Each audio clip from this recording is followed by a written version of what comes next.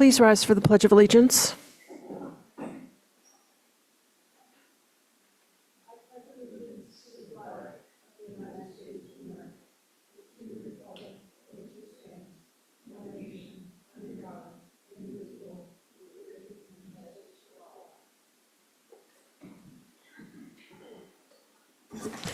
Okay, I'm going to call the Select Board meeting of December 4th, 2024 to order at 5:30 p.m. We have, is there anything moving off other than the public hearing? Nope, okay, so we'll accept the agenda as written. Announcements, Libby? This meeting is being video and audio recorded, and we have round 3 of our committee vacancies to announce tonight. We have vacancies currently on Capital Program Committee, Council for Human Services, Council on Aging, Cultural Council, Real Estate Assessment Committee, Town of Nantucket Scholarship Committee, and Zoning Board of Appeals. And the application deadline for those is when? This Friday at noon. And names of applicants will be announced in accordance with the board's committee appointment policy over the next couple of weeks, and appointments made probably in January. First meeting in January. And that's it for announcements. Okay, thanks, Libby. Any select board announcements or comments? Okay, seeing none. We don't have any follow-up on public comment from last week, and I'll now open for public comment, reminding folks that it's for items not on the agenda with, and I just want to be clear that the item regarding the mitigation proposal for South Coast Wind is an announcement. So if anyone wants to speak about wind energy or any part of wind energy, public comment would be the appropriate moment. So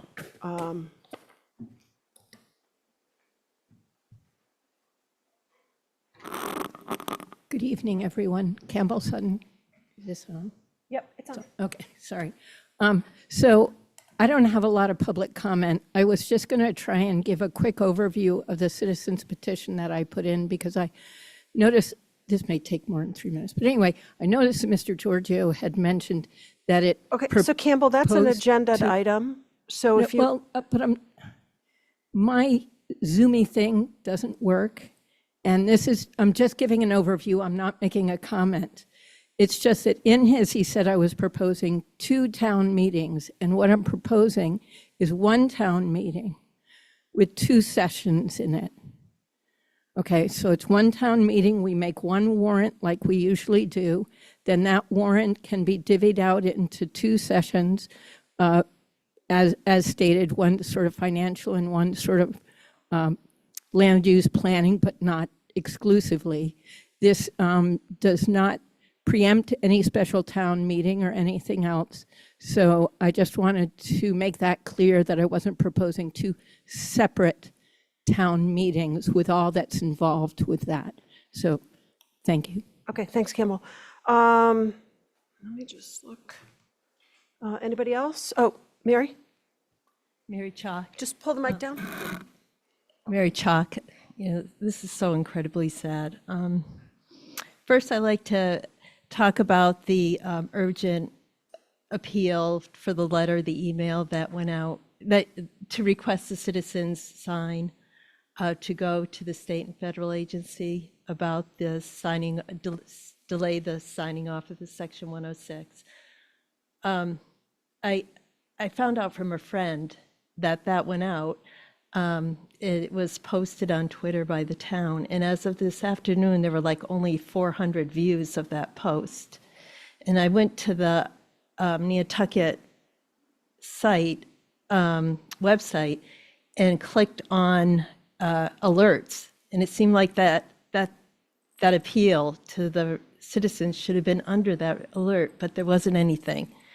And so I just think that it's sort of like calling fire with a whisper, and wondering if you could ramp up in the outreach so that the taxpayers, all of them, will be notified to sign this email. It's important. I'm sure a lot will want to learn about it and sign it. Also, I was wondering if you could form a delegation to go to Beacon Hill and meet with the folks there and tell them what you learned and how you were misled, regarding this agreement and Vineyard Wind and all of our impacts. And at the select board hearing, I'm hearing, a huge loss of revenue and property values. And also, if you could just walk away from this 106 process and join the municipalities along the East Coast who are fighting the offshore wind off their shores. They're not involved in the 106, most of them, and they're fighting. Also, we have a unique obligation with this right whale, and I just feel like perhaps you could delay any agreement. There are multiple lawsuits going through the courts right now, and over the protection of this whale during construction and operation of these wind farms. So if you could avoid going into any agreement until those lawsuits are settled, every one of those lawsuits are settled. Thank you. Thanks, Mary. Diane Coombs online?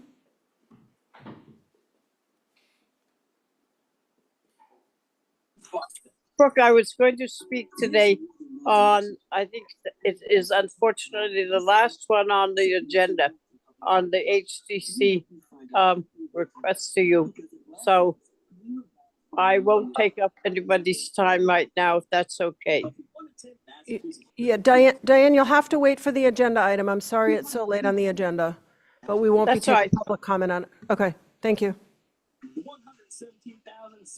Just raise your digital hand at the time that agenda item comes up.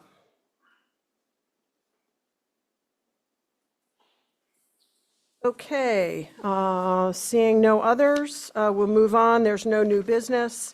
We have approval of the minutes from November 18th, November 19th, and November 20th, and payroll warrants for November 24th, treasury warrants for the 27th and the 4th of December, and pending contracts. Move approval of all. Okay. Madam Chair, I have to abstain from the November 20th vote. I wasn't here. Okay, so with your abstention from that, I have a motion to approve all 4 items. Do I have a second? Second. Okay, all those in favor? Aye. And the chair votes aye as well. So we're good? All right, thanks, Malcolm. Okay, next up is gift acceptances, and I'm not ready.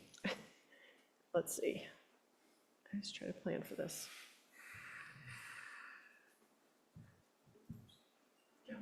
Yeah, that'd be great. Thank you. Sure.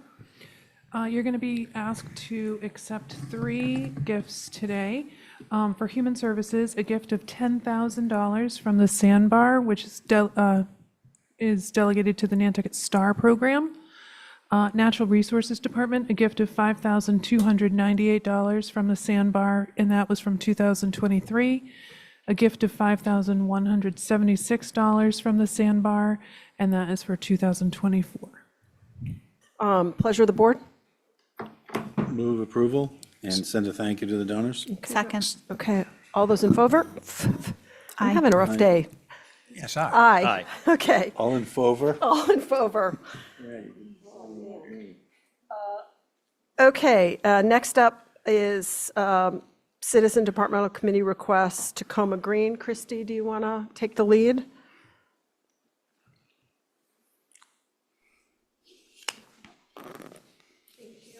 Christy Farenthal, the Municipal Housing Director. Tonight, we're here to discuss the project of Ticcoma Green, which will take place next door at 6 Fairgrounds Road. Excuse me? Yep. The meeting started at 5:30. We moved right into public comment.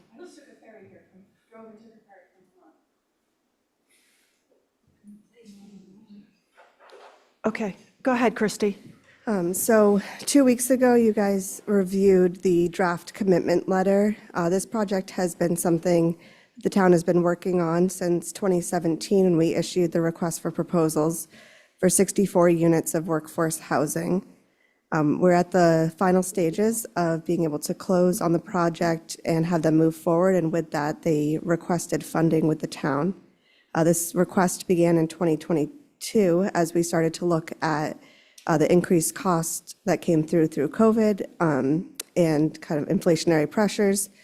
And in the latest round of discussions, there's been a discussion around a commitment of $8.7 million that will be distributed between 2 phases of their project.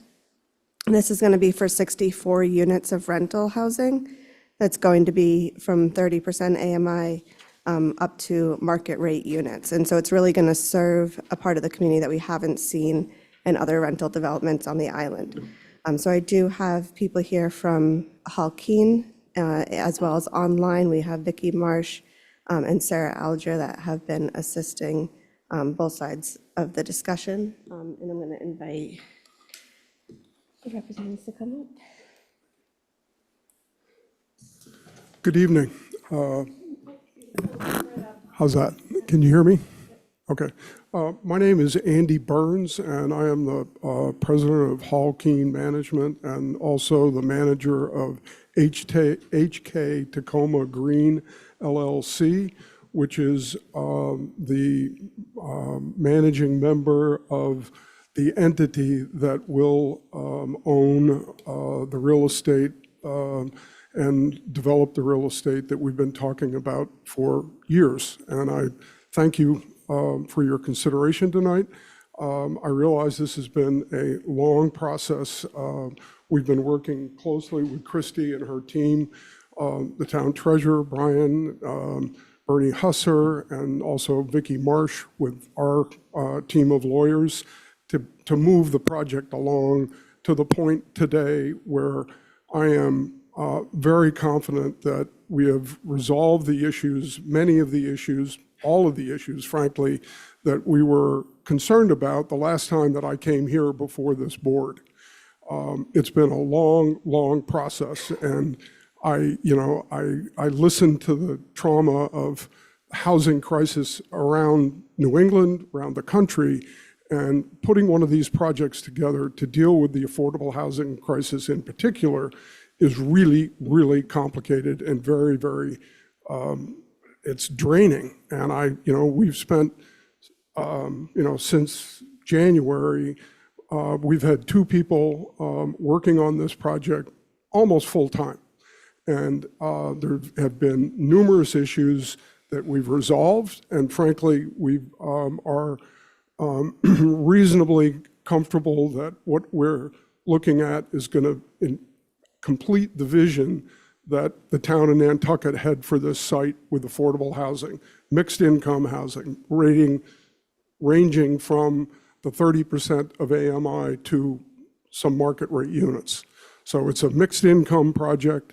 It will provide a substantial asset for the area, for Nantucket. Now, our schedule, we've been frustrated that it's been delayed again in that we've been working with Mass Housing, with what I call HLC, the old DHCD, to get this project on track.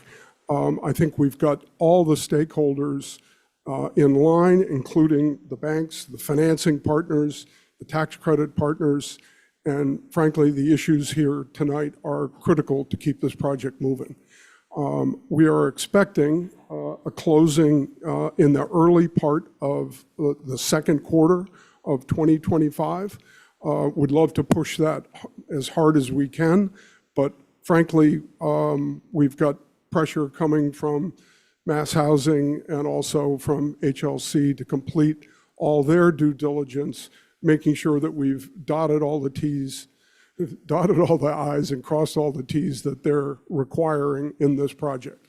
So it's, I think it's a milestone tonight, and I appreciate the work that everyone's done on Nantucket, and I also appreciate, this is a huge investment.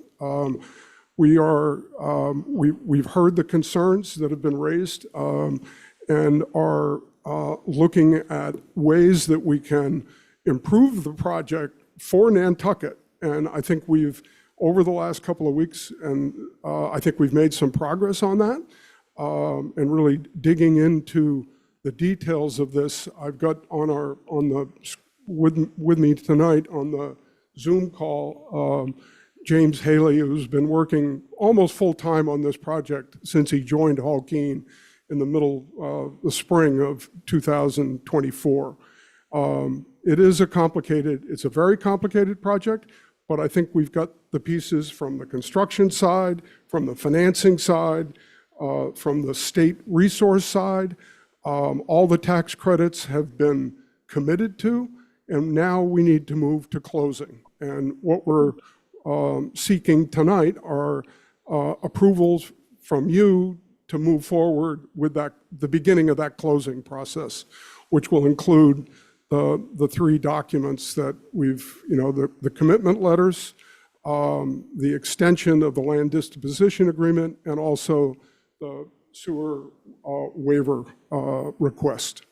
I'm open for any questions, any issues that I might not have covered. Obviously, there's a lot going on in this project, and I'm, as the managing member of HK Ticcoma, I have a pretty good feel of the overview of the project, but some of the details I would turn to my team to answer those questions should they come up that I can't answer them. Okay, thank you very much.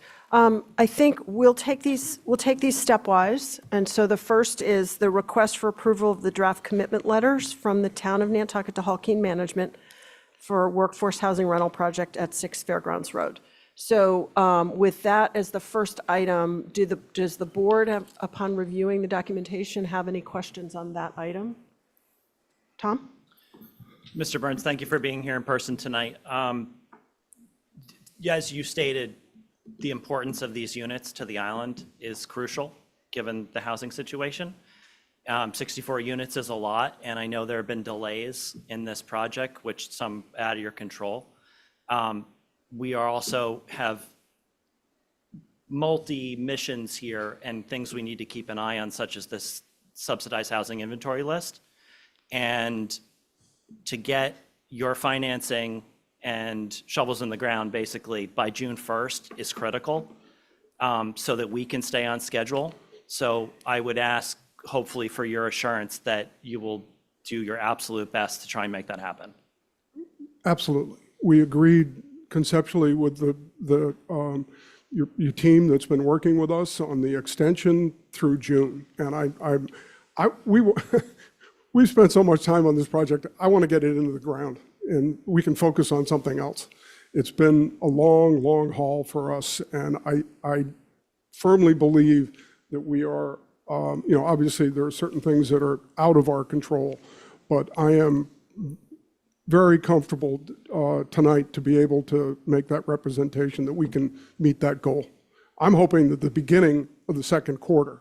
Now, my team is saying, well, Andy, it might be, the end of April, the beginning of May, but I just don't, at this juncture where we have all these pieces in place and your team can confirm that, I don't see any holes right now. We had a recent one where the market study came back with some questions. We've resolved that. We have been resolving problems for the last 6 months that were hurdles, and I think we're ready to go to closing. Thank you. Anybody else? Yeah, so just a clarification. This is a loan? So we have already committed the money. So this is just us approving the required documents that move the process forward. So, but in terms of our financing of the project, Christy, do you want to explain where the $8.7 million is coming from? I'd like to understand that, review. because if this is a grant or a loan, and then I have a question if it's a loan. So the 8.7 has been discussed as 7.7 of that is a construction loan and then $1 million a grant for the construction of the basements. That was one that was very important to the select board to be included for storage. With this being a LIHTC deal, it needs to be all phased as a loan. And part of the change between 2 weeks ago and this week and looking at the letters is we've separated the letters into two for the two phases of the project. This is a LIHTC deal with a 4% deal and a 9% deal. And we've been able to put $2 million of the dollars are into phase one, which is the 9% deal, and that'll have a 4% interest rate. And phase two is going to be the remaining $6.7 million, and we'll have a 1.5% interest rate. And that's something that they've revised in their model over the last 2 weeks to ensure that the town is being paid back, and that we had an appropriate interest, because some of this will be taxable bonds that Brian will be issuing. Well, I guess, Madam Chair, my concern is this is the second or third time we've had delays and questions and promises that this would go forward. I'm just hesitant that here we are again. I've heard this before. And what happens if it doesn't go forward? What happens to that money in that loan? So these letters are a commitment. Part of their closing is they have state funding through the ARPA program, and that needs to be committed by the end of December. And so all these commitment letters need to basically be presented to the state before the end of this year. So it's a commitment. If something happened and the project didn't go through, no funds would be distributed until the actual closing of the financing. Okay, so until there's a closing, it's not costing us anything. Just our time. Yeah. So we're working on it. Okay.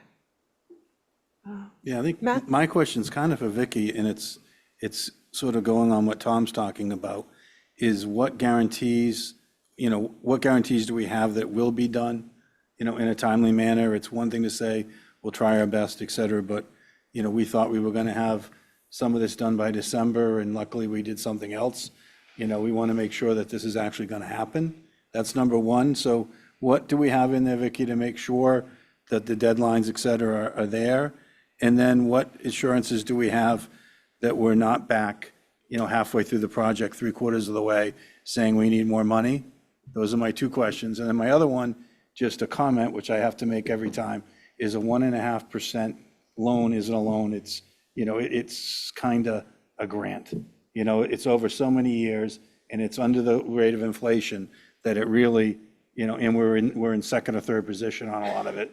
We have to look at these, we should be looking at these as bond counsel does. Brian can correct me if I'm wrong. These are really grants, Am I wrong on that, Brian? Through you, Madam Chair. So I don't think you're wrong in the way that bond counsel is analyzing it, but I will say that after the meeting where you raised this issue, we did go back and essentially told them that the way that we were splitting this and working it was not acceptable at the full 8.7 as 1.5%, which is why Joaquin came back with part of it on the 9% deal, which does have a carry at higher interest rate. Now, we obviously will have to issue that debt at a slightly higher interest rate, but going on the basis of where we would be issuing debt today in the taxable market, we're reasonably confident that that 4% would cover the interest rate on that $2 million. Excuse me. Obviously, the timing of issuing the tax exempt debt on the 4% deal, 1.5% is at this rate very unlikely to cover the interest cost where the market is today, but we do have some leeway in when we actually issue that debt so that we could try to close that delta. But bond counsel is, because of how deep these are subordinated and how long they would likely be paid off, in order to get bond counsel's opinion to approve this, it is considered a grant. We do have Josh Lentz from Hilltop who has analyzed this and does agree that we have a better chance of repayment by splitting it and doing this than we had before by including it strictly on the 4% deal. So I think we've made strides in trying to address some of those comments that you had made. And I do want to credit Joaquin, because we did tell him that it was going to be a tough road if we couldn't figure a way to get a better repayment schedule. And they did come through, so. Yeah, and I noticed that, and I appreciate that. I just, we've been at this for a while. We have. And I think sometimes it's not even necessarily from you guys, but from other entities where, it's a loan. And I'm like, well, we're never going to see the money. And it's at such a low interest rate that it's not worth anything. So, and if we look at it, you guys are looking at it as a grant and you're giving a grant, I think that's great, but just don't pretend that it's something that it isn't. That's I all do I'm saying. ultimately think and I think the model is somewhat conservative, Matt, so I do think we have a better chance. I think there's a higher chance, a degree of likelihood of recouping the money in this deal now. Thanks, Brian. One additional comment that I'd like to add in the discussion that we had over the past couple of weeks, there is a component of this project that is financed with the contribution of state tax credit dollars that go into the project. And essentially what happens is that the credits flow eventually to a nonprofit, the Affordable Housing Trust here on Nantucket, obviously down the waterfall, years away, but it's a significant number that accrues to the town of Nantucket's affordable housing program. $5 million will eventually, is it 25 years down the road? I have no idea. I agree with what Brian said. I think that the projections are pretty conservative. Now, we will live by the projections, but I would add that it's important to consider that this $5 million that is coming through the state tax credits to Nantucket it eventually will add to the benefits that accrue to the town. Now, the question of, certainty, I'm not sure, we don't control mass housing. Christy and I were talking about this today. We've had, frankly, it has been a rough relationship with them. But I think we've satisfied the major issues that they've raised. HLC, on the other hand, they have been quietly supportive. They've adjusted their requirements to move forward. And I think you've got a strong support across the spectrum to get this transaction closed. And I'm not sure, there's really not, at this point, I'm not sure what else we can do. I think that the professionals, Bernie and Brian and your whole team can look at what we've generated, and I think they can opine on their feelings on the certainty. I mean, we're at a point where the momentum is building. When I was here before, I wasn't sure how we were going to put the project together, and I think I made that clear to the board. We were committed to try to put it together. We have spent the resources, the dollars to move this to this point, and I think it'll happen. Okay, thank you. All right, so if there aren't any other questions on item 1A, the board's pleasure. Motion to approve. Second? Second. Okay, all those in favor? Aye. Aye. Aye. I'll be consistent now. Okay. Okay, item B, so that's 4-1. Item B, request for extension of land development agreement. Can you just explain what the land development agreement is for the publics? We have Vicky on as well. So the land development agreement is something that is issued between the town of Nantucket and Hall Keene. We had given them an extension this past year till December 31st of 2024 to basically continue their due diligence in hopes of getting to a closing by the end of this year. We found out pretty early in the year that Mass Housing had reached their bond cap and that it would need to be extended. So this request is to extend it through June 30th of 2025, and we've reiterated the concerns that we don't want this to go past June of 2025, and that when when the financing closes and the building permits are pulled, all 64 units are eligible for inclusion on our subsidized housing inventory and will be certified for 2 years of safe harbor. Great. So this is an extension of an agreement. The extension is necessary because of the timeline of the closing of the financing stack. Okay. Questions from the board? Pleasure? Motion to approve. Second. Okay, all those in favor? Aye. Aye. Aye. Aye. Okay, that's unanimous. Okay. All right, up next, Christy, the request for the waiver of sewer connection permit fees, et cetera. Yes. So in line with the board's sewer policy, Halkeen is requesting a waiver of the sewer connection fee for their income restricted units, and then a partial waiver of 95% on the market rate units. So just out of the 64 units, there's going to be 12 units that are restricted at or below 30% of AMI, 15 units at or below 60% AMI, 28 units at or below 120% AMI, and then 9 market rate units. So of that, all 55 affordable units, they're requesting the full waiver of the sewer fees, and then they're requesting the 95% reduction in the sewer fees for the other 9 market rate units.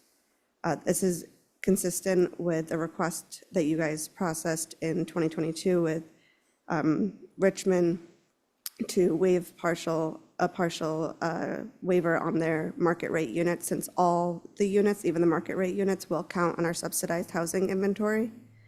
In addition, Halkeen's going to be installing the sewer stub-ins for the town-owned lots on Ticcoma Way during their construction, and that will provide a benefit to the town when and if housing is developed on Ticcoma Way on the lots that the town owns. We'll have part of that already taken care of, and that's being solely taken care of at the cost of Halkeen. The total request, if this is waived, comes to a request of $506,442 in a sewer waiver. And this has been reviewed by the sewer department and is consistent with your policy. Okay, questions, comments from the board, or a motion? A question, I guess, for the sewer department. Are they in agreement, and is it consistent? Is David or someone available? I don't think David's online, but this is a policy issue, so he wouldn't be really indicating whether or not he supports the waiver, but I think he would agree the amount is whatever is represented and that it is consistent with the board's policy. Okay. Any other And I comments, will note that questions? the numbers came directly from the sewer department. We asked them to do a write-up of that for us. Mr. Allahan, did you want to? Just 2 quick questions. One, I see it Just, keeps Mr. Allahan, referring- just state your name for the record, please. Herschel Allahan, 47 Union. I see it's referred to as a workforce housing project. Are these affordable places reserved for the people who work for the town? So I can answer that. This will be open to the community. It's not just for municipal employee housing, but anybody in the community can apply. One thing that we do have in our commitment letter that we didn't discuss was to apply for local preference, and we have had a very good success rate at the state with them approving our local preference, and that allows for 70% of the units to be restricted to people who work here, have children in our school system, are a municipal employee, or live here full-time. And the other question, just quickly, is this going to be brought up in front of a town meeting, this project, or has it been? It has gone through multiple iterations of required town meeting votes over the years, but we're beyond the town meeting portion of Thank you. that, the approval process. Okay, pleasure of the board? I have just another Oh, question. sorry, Matt? It said, at the end of our sewer policy, provided that in the opinion of the select board, the applicant's project or development is in the public interest and meets the foregoing criteria, in its discretion, the per unit sewer fee not less than $500, and the other one's per unit market rate, not less than $725. We're following that still? And so we're making the determination? Are we following the policy? So everything that was calculated from the sewer department, I would assume, I can double check. Okay. I can get back to you on that. That was, they put together what would be waived. Right. Because just so we're clear, what we're doing is, we do have discretion in this policy, and part of what we're supposed to consider in this policy is we're supposed to take into consideration the total value of the town subsidies, the other subsidies that we've put in. So as long as we're clear, and if there's a minimum, we should be at least getting the minimum. But, if I'm making the assumption from Christie and from from the sewer department that we have done that.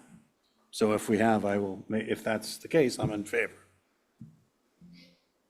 Okay, Motion to approve with confirmation that it is following the dollar figures identified in the policy. I'll second I that. will second that with the confirmation. okay. All right, so I'm going to take the second from Malcolm. All those in favor? Aye. Aye. That's unanimous. Okay. And thank you for coming. Appreciate it. Thank you. Look forward to a groundbreaking. Very, very excited about that happening. Okay. We will see. Okay. Next up is Christie's quarterly report. All things housing.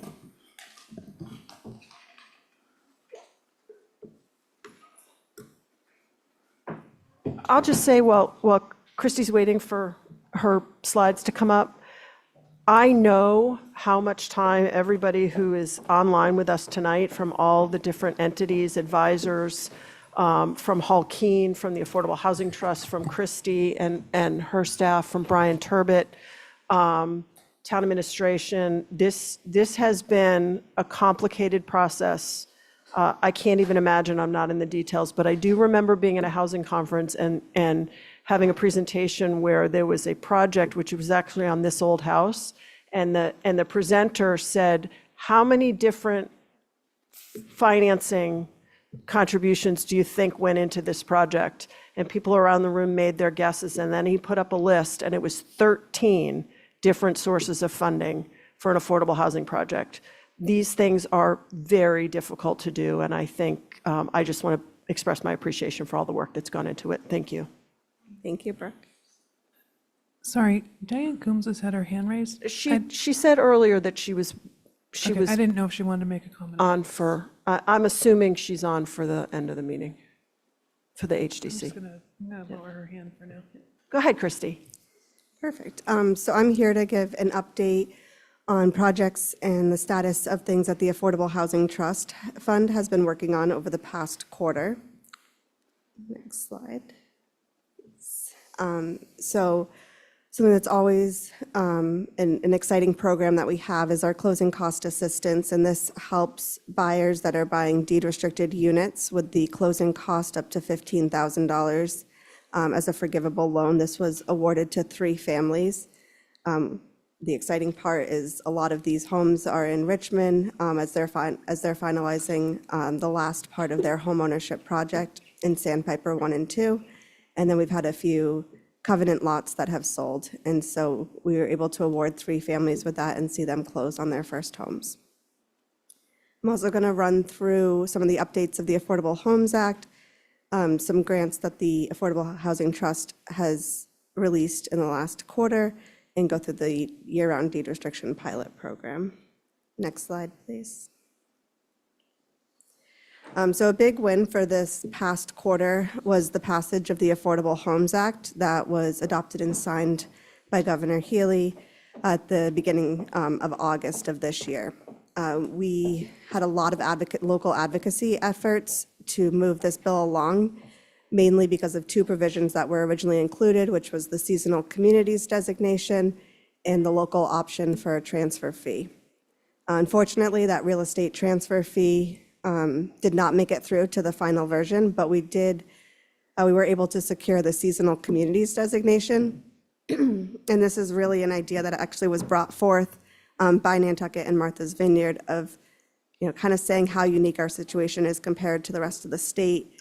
And what we were able to accomplish is that Nantucket and most of the Cape automatically opted into this designation that's providing us with new tools and resources to tackle our affordable housing crisis. So the biggest thing is a year-round deed restriction that has no income restrictions on it. And so in the future, as we develop the program, the town will be able to secure a year-round deed restriction that ensures that that stays in our year-round population and isn't converted to a short-term use or underutilized use, but continues to serve our year-round communities.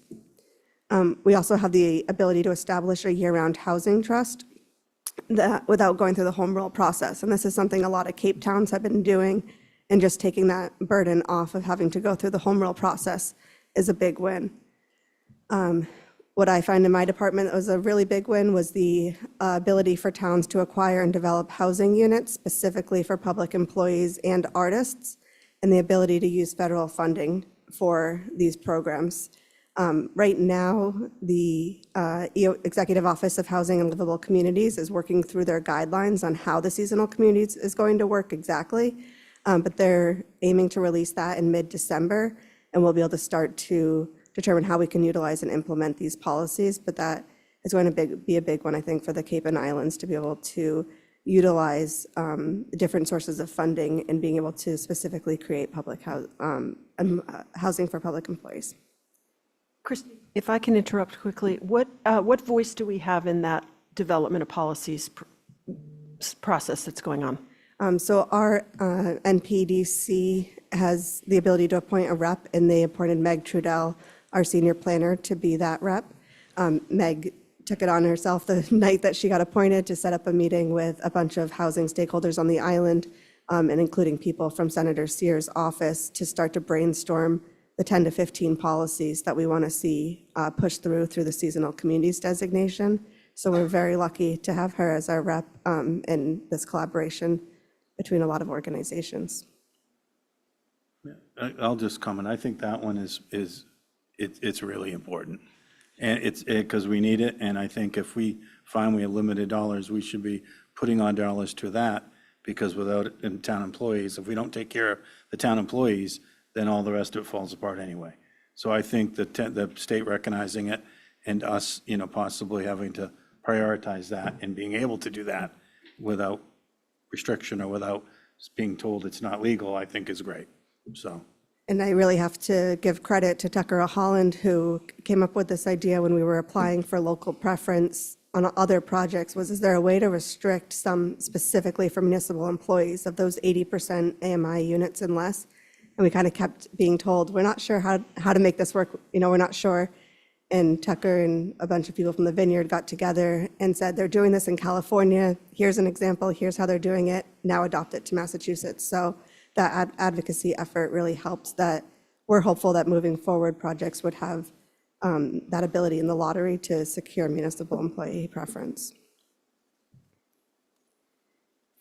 Next slide.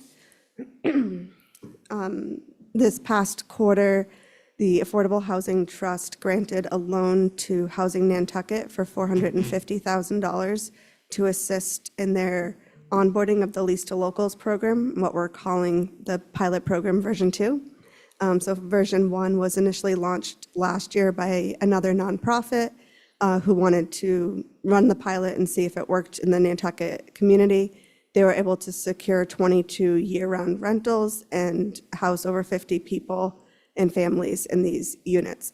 These were underutilized units or short-term rented or units that were left vacant throughout the year. So they've relaunched this program this fall, and Housing Nantucket is utilizing funds from the trust as well as fundraising local dollars to be able to expand this program and see more rentals come online. Can I make a quick comment? Just for the public, the fundraising is ongoing.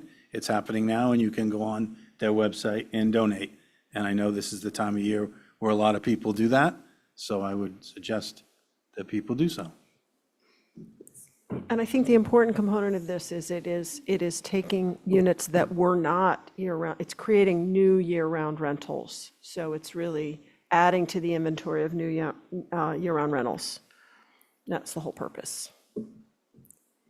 Absolutely. Next slide, please.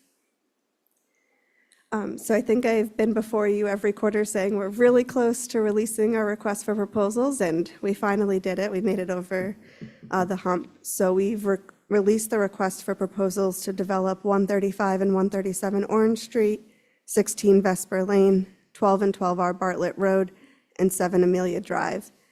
Those 4 properties will give us about over 60 units of workforce and affordable housing. That's all going to the most advantageous proposals would have all units counting on our SHI list. So those are out and released right now, that are due back in March. And so we've had we've had one on-site visit and been able to talk with potential developers to view the sites, and we'll have another one on January 9th to view the sites and ask any questions with the procurement department. Quick question, why is White Street being considered an ownership versus a rental? What's the advantage of that on that location? So when that was purchased by the Affordable Housing Trust, that was something that the sellers of the property thought it could provide a home ownership opportunity. The location of it was on a street with a lot of other home ownership, and then in that specific zoning, like apartment rentals and apartment buildings wouldn't conform to that zoning, and so building within local zoning would provide for, better suited for a home ownership. Christy, what is the closing date of those RFPs? March 14th. Thank you. And how are the owners going to be selected? How will that process? Is that a lottery or will that? So White Street is currently not out in this bundle of requests for proposals.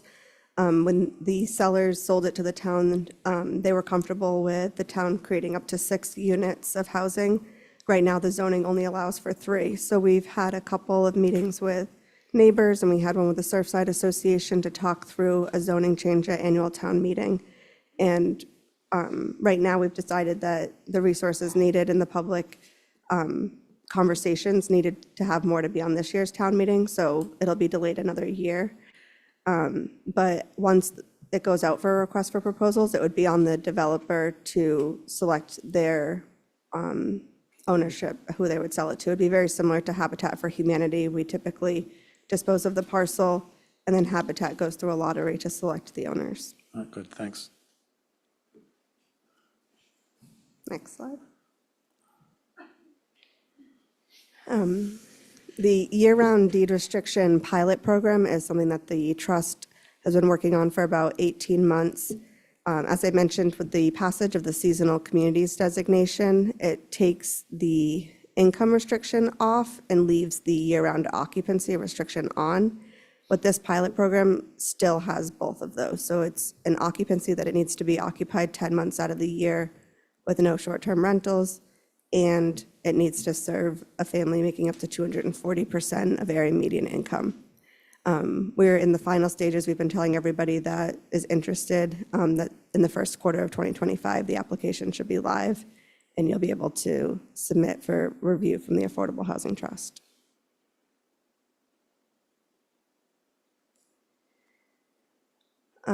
Coming up as to things that we are working on, the Affordable Housing Trust is working on the good landlord tax exemption. We're getting this ready for the 2025 annual town meeting. And this is a program that was originally started in Provincetown that allows landlords who rent to somebody who income qualifies and rents at an affordable rate to basically have access to the year-round tax exemption. We're still putting through what those policy guidelines would look like, and they'll be in front of the select board before you adopt the warrant to develop this program locally. I think it's one of those things where a lot of people have looked at the lease to locals and said, I'm already doing the right thing, how can I benefit? And this is a program that we're hoping would serve people who are already renting year-round. We'll also be opting into the seasonal communities designation. It will just need a town meeting vote to allow us to opt in and be able to utilize those resources. And we've just received an initial vote from the Community Preservation Committee for a bond authorization of $5 million to go towards affordable housing up to 100% of area median income. So those are what we'll be discussing throughout the next several months. Next slide. And that's it. Oh, I should say we had a very successful visit with Secretary Augustus, who's standing second to the left in the photo. And this is the Secretary of Housing. He's the first housing secretary, I think, in over 40 years for the state of Massachusetts. And he came to the island to take a look at the projects we're doing and talk to us about some of the challenges. And it was a really successful visit where he was at a conference the following day that I attended, and all he did was talk about Nantucket. And we really made a mark on the process we're making and also the challenges that we're facing. And he was able to relay that to people across the state. And the stories he heard from our municipal employees to our nonprofits to people he met at coffee shops, we really made an impact on him. So a thank you to the community for always being the advocates on the street as well. Thanks, Christy. Any questions from the board? Great. You've been busy. Thank you. Just one quick comment. The reason I kind of was asking about ownership versus rental is what they're finding with mature programs like in Aspen, where they've been doing it for 30 or 40 years, is if people get locked into a home and it's a 3 or a 4 bedroom because they had a family and they were growing up. I have some friends I know that are in that. And it would be ideal if they could get in a 1 or 2 bedroom, if they could downsize, because they're retired, but they can't really leave because they can't afford to buy something smaller. So they're stuck, and that big unit is sitting there. It would be ideal for some of the people who need it. And so part of why I'm asking is I think there's a flexibility that since we know that other places are having issues with that, how do we build flexibility into, what we're doing so that those things are less of an issue?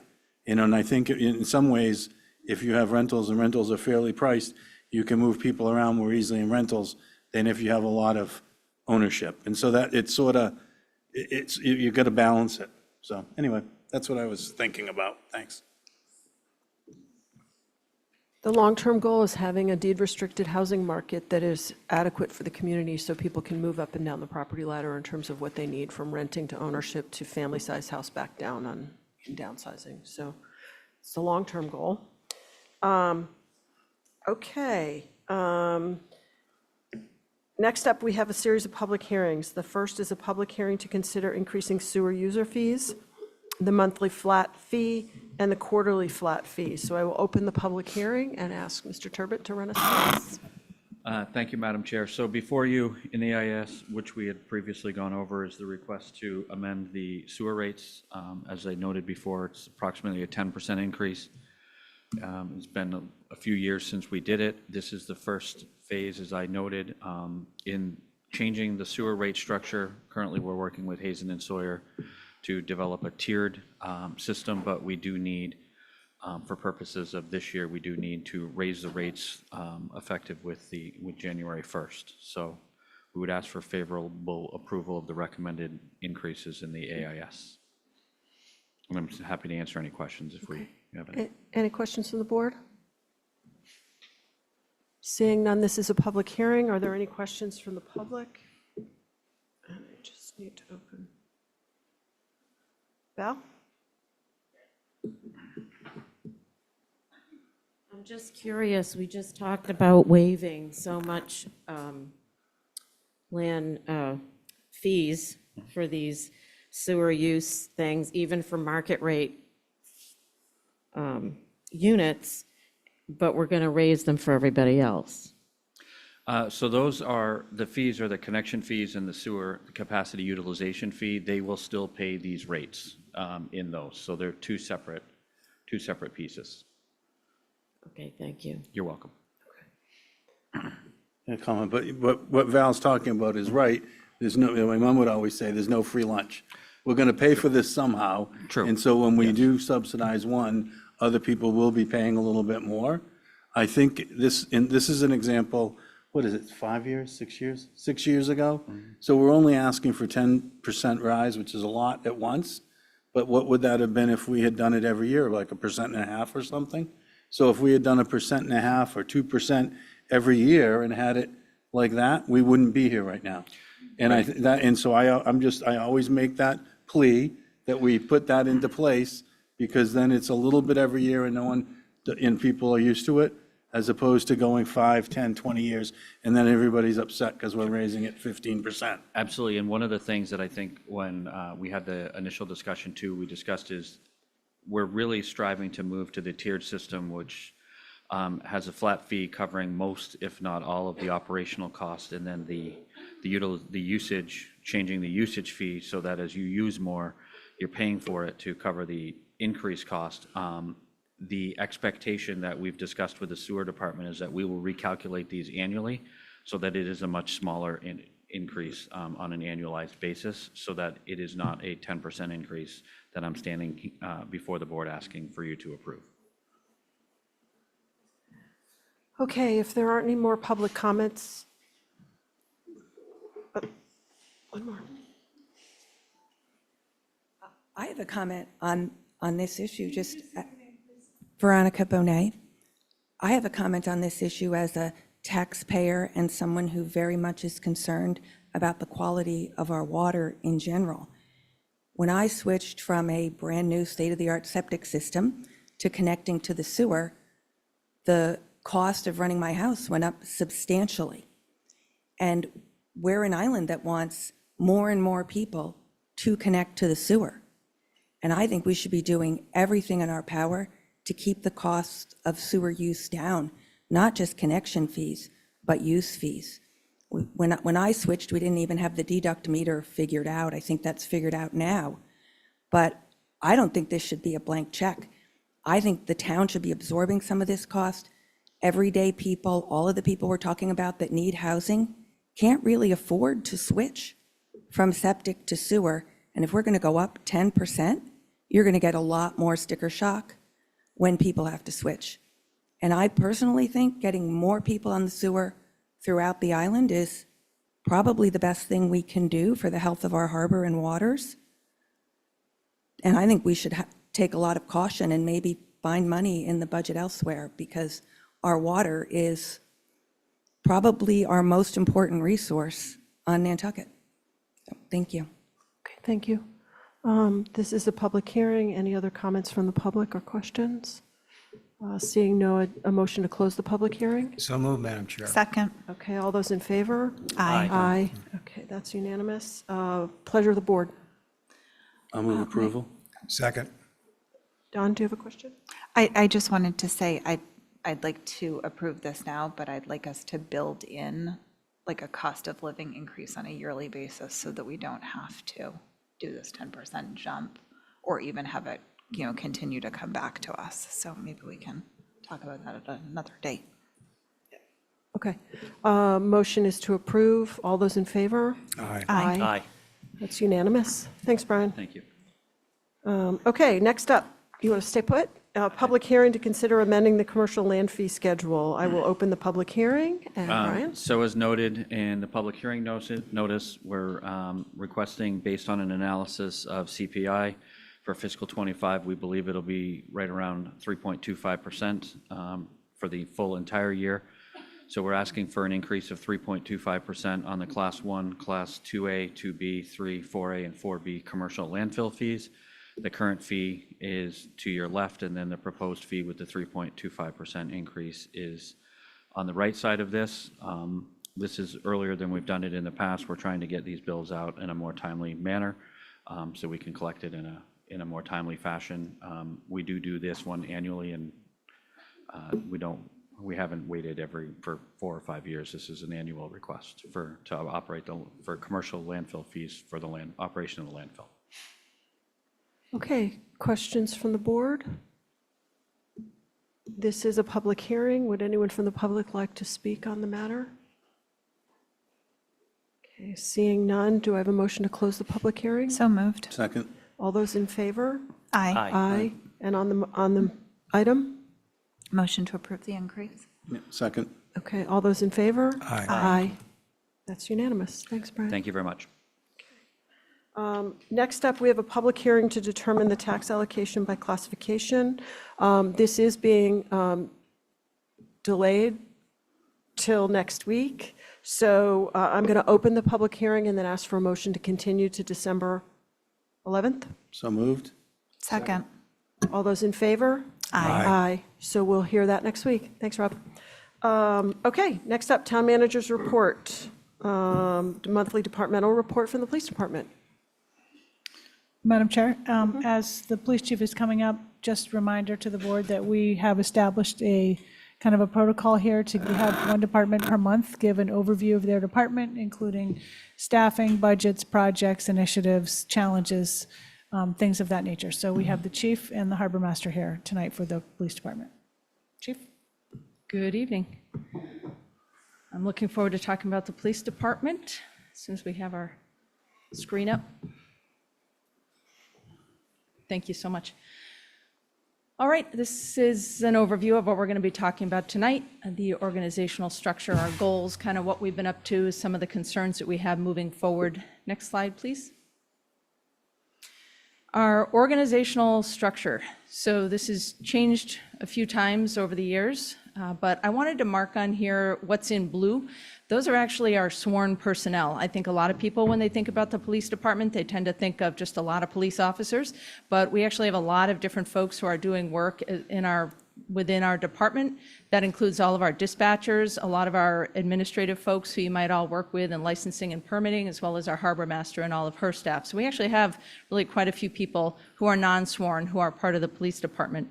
The other thing I would draw attention to on this slide, although the numbers are very small, is you can see underneath some of those titles a number, and that's the number of people who work in that position. So for instance, if you look at school resource officer, you'll see the number 2 under there. That is how many people we're supposed to have working in that position. I did mark on here vacancies, so you can see that when you look at the business licensing inspector, that is vacant right now. For police officers, there are currently 2 vacancies. That is a little bit misleading because it might make you think that we actually have, out of our 28 patrol and detectives, that we actually have 26 working right now, working the street, but that's not the case, and I'll get into that a little bit more later. But the actual number of vacancies that we have are 2 patrol officers right now. And we can go to the next slide. Some of the goals that we have. So POST stands for Peace Officer Standards and Training. That's a newer entity that came out of the police reform bill a few years ago. And POST now manages certification of police officers as well as training records and disciplinary records. So there's some things that have been put into place that we must now comply with. That involves our own officers being certified, each one every 3 years. They're on a alphabetical rotation every 3 years, as well as complying with sorts of training records and submitting disciplinary records and notifying them of different sorts of things that might be going on within our agency. So when you see the check next to it, as you can see next to post compliance, that means it's done. So we're on top of that. That has been done.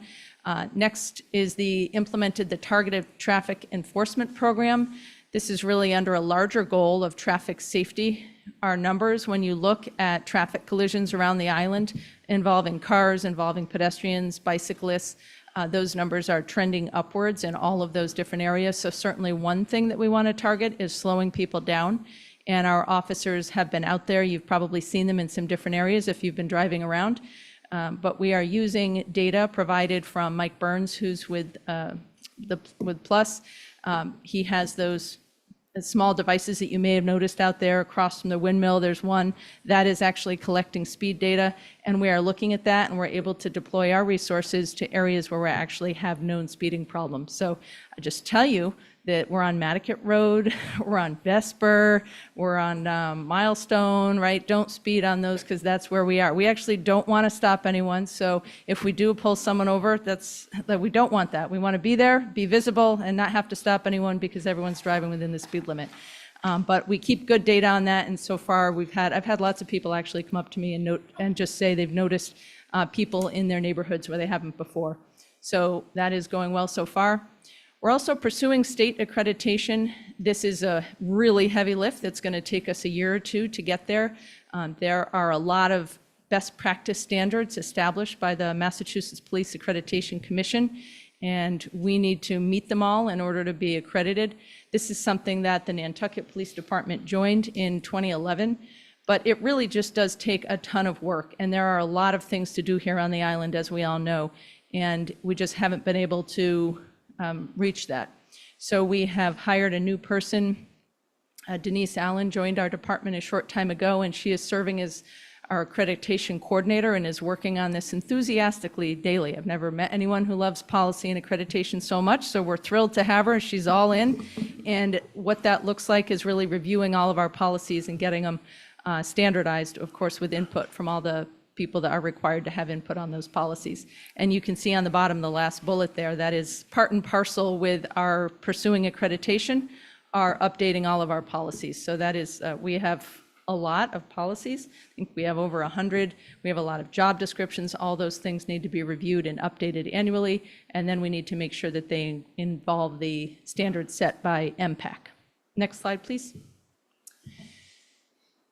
Additional goals in the police division. So again, the check, completing the computer replacement project. We replaced those after that security breach that occurred in the schools a short time ago. It was clear that we really needed to do a little bit more with our software as well as our Duo authenticator. So we replaced computers that had a little bit more capacity to manage that. We have also transitioned the special event licensing person to that task to Culture and Tourism. We're in the middle of that right now. Culture and Tourism has brought on a new employee, and we are working on supporting her and making sure she understands how to best manage that task.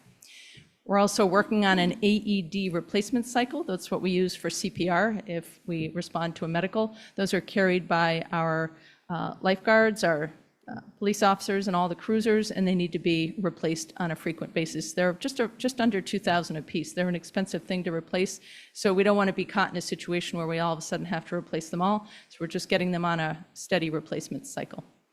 And then at the bottom there, we'd like to hire a business license inspector. This is to support Amy Baxter in her work. Really, she ends up going out into the community a lot and doing a lot on her own, trying to balance both the administration and inspection portion of the job. We have posted this before and haven't been able to be successful finding someone due to some of the challenges of hiring folks on the island, just with housing. But we're hopeful that we'll try to find someone this spring and get that position filled. Next slide, thank you. Marine Division, sounds like a job for Sheila. Hi. Just going to go over some of this stuff. The first goal for us is acquisition of the public safety boat that we got. It's a multi-mission platform that's capable of rapid response and has superior firefighting capabilities that will enhance our response and our options on the waterways. We're going to be training police officers and firefighters to work on this boat, and it's a really good thing that we got. I went and looked at it yesterday. It looks awesome. Train the staff on the Aqua Eye. That's a mobile search and rescue tool. It's an advanced sonar underwater scanner that we can use to identify human bodies underwater and under ice. And the benefits of it is it speeds up our rescues and recoveries. It increases the safety of our team, and it reduces the required rescue sources. So right now, it comes with a free 8-course training packet that the full-time staff's already done, and we're in good shape on. And this summer, our plan is to get it to our lifeguard supervisors and our seasonal assistant harbor masters so that we have a good amount of staff that's trained on how to use it. Next thing is the continued project administration, the harbor master's office. That's our building at 34 Washington Street, and we continue to try to find a resolution to renovate it. As you know, the money that we keep getting isn't keeping up with the costs. So we keep meeting about it. We're gonna have another one to try to figure out what we can do to get it renovated or fixed up. That Shadbush Road building, that's great. It's awesome. We love it. And we just we started moving our stuff into there, and we will continue to move all of our stuff. So it'll be in one central location. But it's really nice for us to be able to work inside and just have a place where we can put everything and know where everything is. And lastly, the town pier. The town pier is pretty much done. We've got a little bit of electrical work that needs to happen still on the floater, but the new floating docks are amazing. And the extension that we put on has been just a huge game changer for us. So we're in good shape as far as that goes. Last thing is going to talk about improving the the slip lottery system. This is not a regulations change. This is just going to be a process improvement. And what our plan is, before COVID, we used to do the lottery right here. And we had people come in live, and we used to give them the Excel spreadsheet so they could follow along with us. And but after COVID, when we couldn't have a bunch of people in the same place, we started doing just a live stream of it. So we show it on TV and everything else. Next, in 2025, we're going to go back to doing it live in person. We're going to give people their number right when they put their application in, so everybody will know what their number is, because we used to randomize it, which we also televise, but we think this is going to be easier if everybody knows what their number is right from the jump when they put their application in. And then we have a web page that tells about the whole process, how to do it, how to make it easy for everybody to see and do. 48 hours before the lottery, we'll post the Excel spreadsheet with everybody's number. So that'll be posted there. We'll post a link to it on our social media platforms, so everybody can follow along with us all the way through. And I think it'll make it more fun for the applicants and everybody to see, and then everybody knows what's going on. And we post everything on our like Instagram, Facebook, what used to be called Twitter, I think it's called X now. We put them all over that type of stuff. Next slide. Oh, I'm out. Unless you want to talk about emergency. I do not. All right. All right, so an additional goal, we're all aware of the changes to the environment, increases hurricane threat. We've heard a lot about that in various formats here over the last few years. And certainly that's something that we're very attentive to and concerned about as well. And we have also had turnover of different employees, myself included, being newer, and other department heads that have come in. And those are the same people that would be seated at the table in an emergency, sitting together, working with the technology, and making sure that we all know what we're doing and know what needs to happen to take best care of the island and the community. So we want to make sure that we are all ready to go. And we are ready to go, but we can make some improvements there, I think, with making sure that we're practicing. We have a tabletop exercise scheduled coming up. Actually, I think it's next week, that Lieutenant Coakley, who's has been doing this for a long time, is going to come in and run that tabletop, and all the involved folks who would be at the actual table if there were an event will be there and be able to go through that, learn about what an EOC is and how we would move through a hurricane event. And then in addition, we need to update our SEMP plan, our Comprehensive Emergency Management Plan. So that's a document that it's very lengthy. It's over 100 pages to go through, and it just kind of directs what we do in an emergency. And our goal is to have that updated in 2025. So just in general, we're taking a look at emergency management and making sure that we're really best positioned to do that. Thank you. That's just a quick budget summary, so you can see how the total budget within the police department is divided between the different entities that we have within. Next slide. And then the EIR, so the expense improvement requests. Most notably, this is our biggest one to us, is a request for 2 additional police officer positions to add to the department for FY26. So what we're noticing is that the new normal is having employees come in, maybe stay for not too long, a couple of years, and then heading on out. People who choose to have a different career, or in many cases here on the island, choosing to move to the mainland where they can purchase a home that they can afford. So that is definitely something that we're seeing. So what ends up happening is, even though our staffing level may be the same, we're at 41 full-time sworn, that is our regular staffing level, we are routinely operating at 9 less than that. So I mentioned before that even though we have positions filled, they're not here serving us yet. They're in the police academy or they're in field training. The hiring process is just so long. So if I have a vacancy today, it's not going to be filled with someone actually out working on their own, providing you a full-time police officer for, anywhere between 11 and 15 months. So that is the challenge that we have, is that even though we are an attractive department to many, we have a great CSO program that we hire most of our employees out of, most of our officers, And we have people coming in who want to work here. We have a good contract that was negotiated last time. So we are definitely attracting people to work here on the island, but we're just having a challenge retaining them. So we're having a lot of turnover in our new younger officers who might work here for, 2 to 6 or 7 years and then ultimately move off the island. So as a result, I mentioned that we have 41 full-time sworn positions. Only 28 of those are police officers and detectives who are working the street. The rest of us are administrators or first-line supervisors. So you're really only talking about 28 people. And those 9 are out of that 28. So we went through this whole summer with an average of 9 of those basically not working. So 28 minus 9, that's how many people, how many police officers were out serving this community when we had whatever that number may be of our population going up to in the summertime.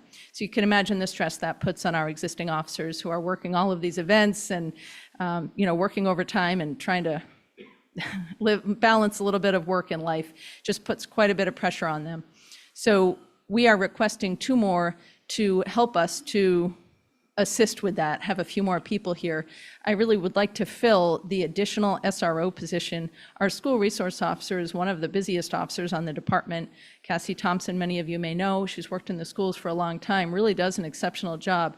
And the schools require a specialist to be in there, working with juveniles, and the things that kids are dealing with and navigating all the different systems is really complicated, and you want a specialist in there. We really need 2. We only have 1 right now because we just can't fill it because we don't have enough people to get and put in police cars and go out and take calls in the community. So I would like to, if we get this approved, replace that additional police officer back in the schools. And also, we need an additional detective. That would be my goal of the second one. We had a pretty challenging summer here where we were really down to like kind of 1 detective. Just not reasonable for a community like ours. We're very busy. Detectives are doing a lot of work. There's a lot going on. They really need to have more support. So that is the most significant EIR request in our FY26 budget. Next slide. Can I ask a quick question? Yep. Just have you any ideas on retention? Is there anything that can you put in place that would incentivize people to stay 5 years, 10 years, and something like that?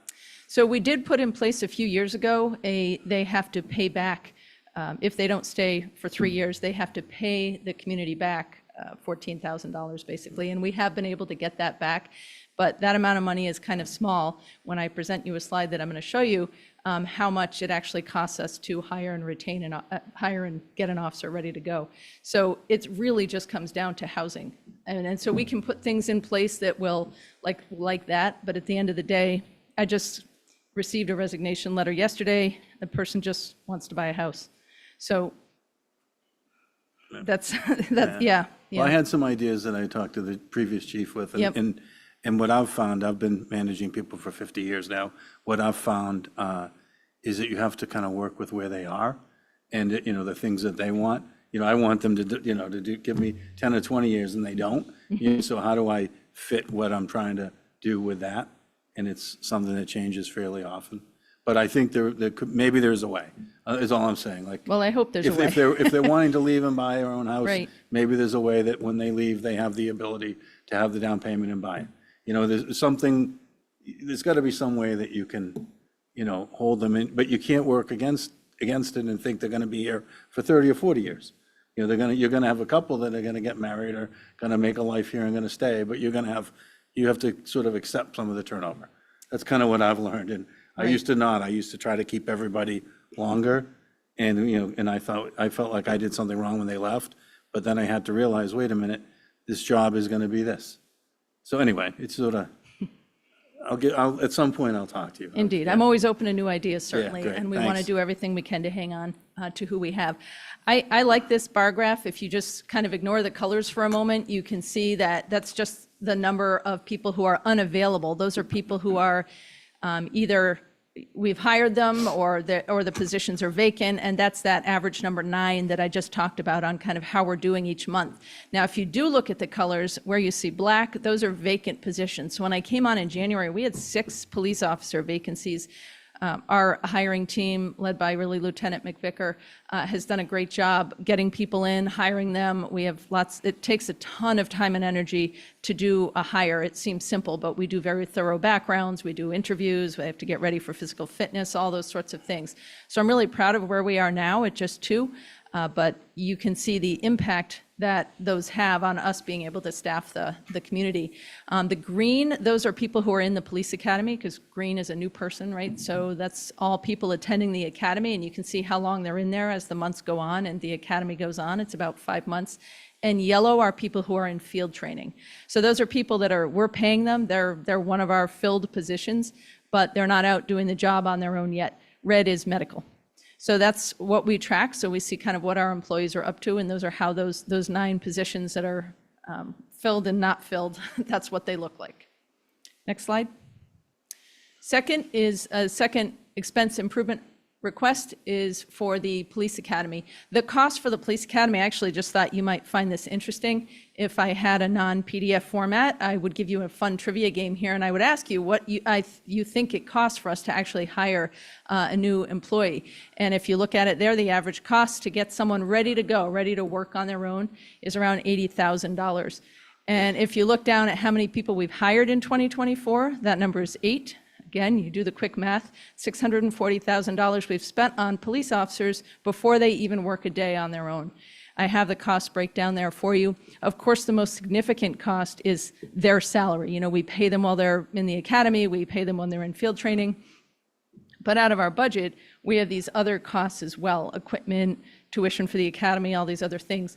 So there is an expense increase request for this line item because we just are hiring a lot more people than typical, or than we used to kind of back in the day, right? So 2023, we hired 4.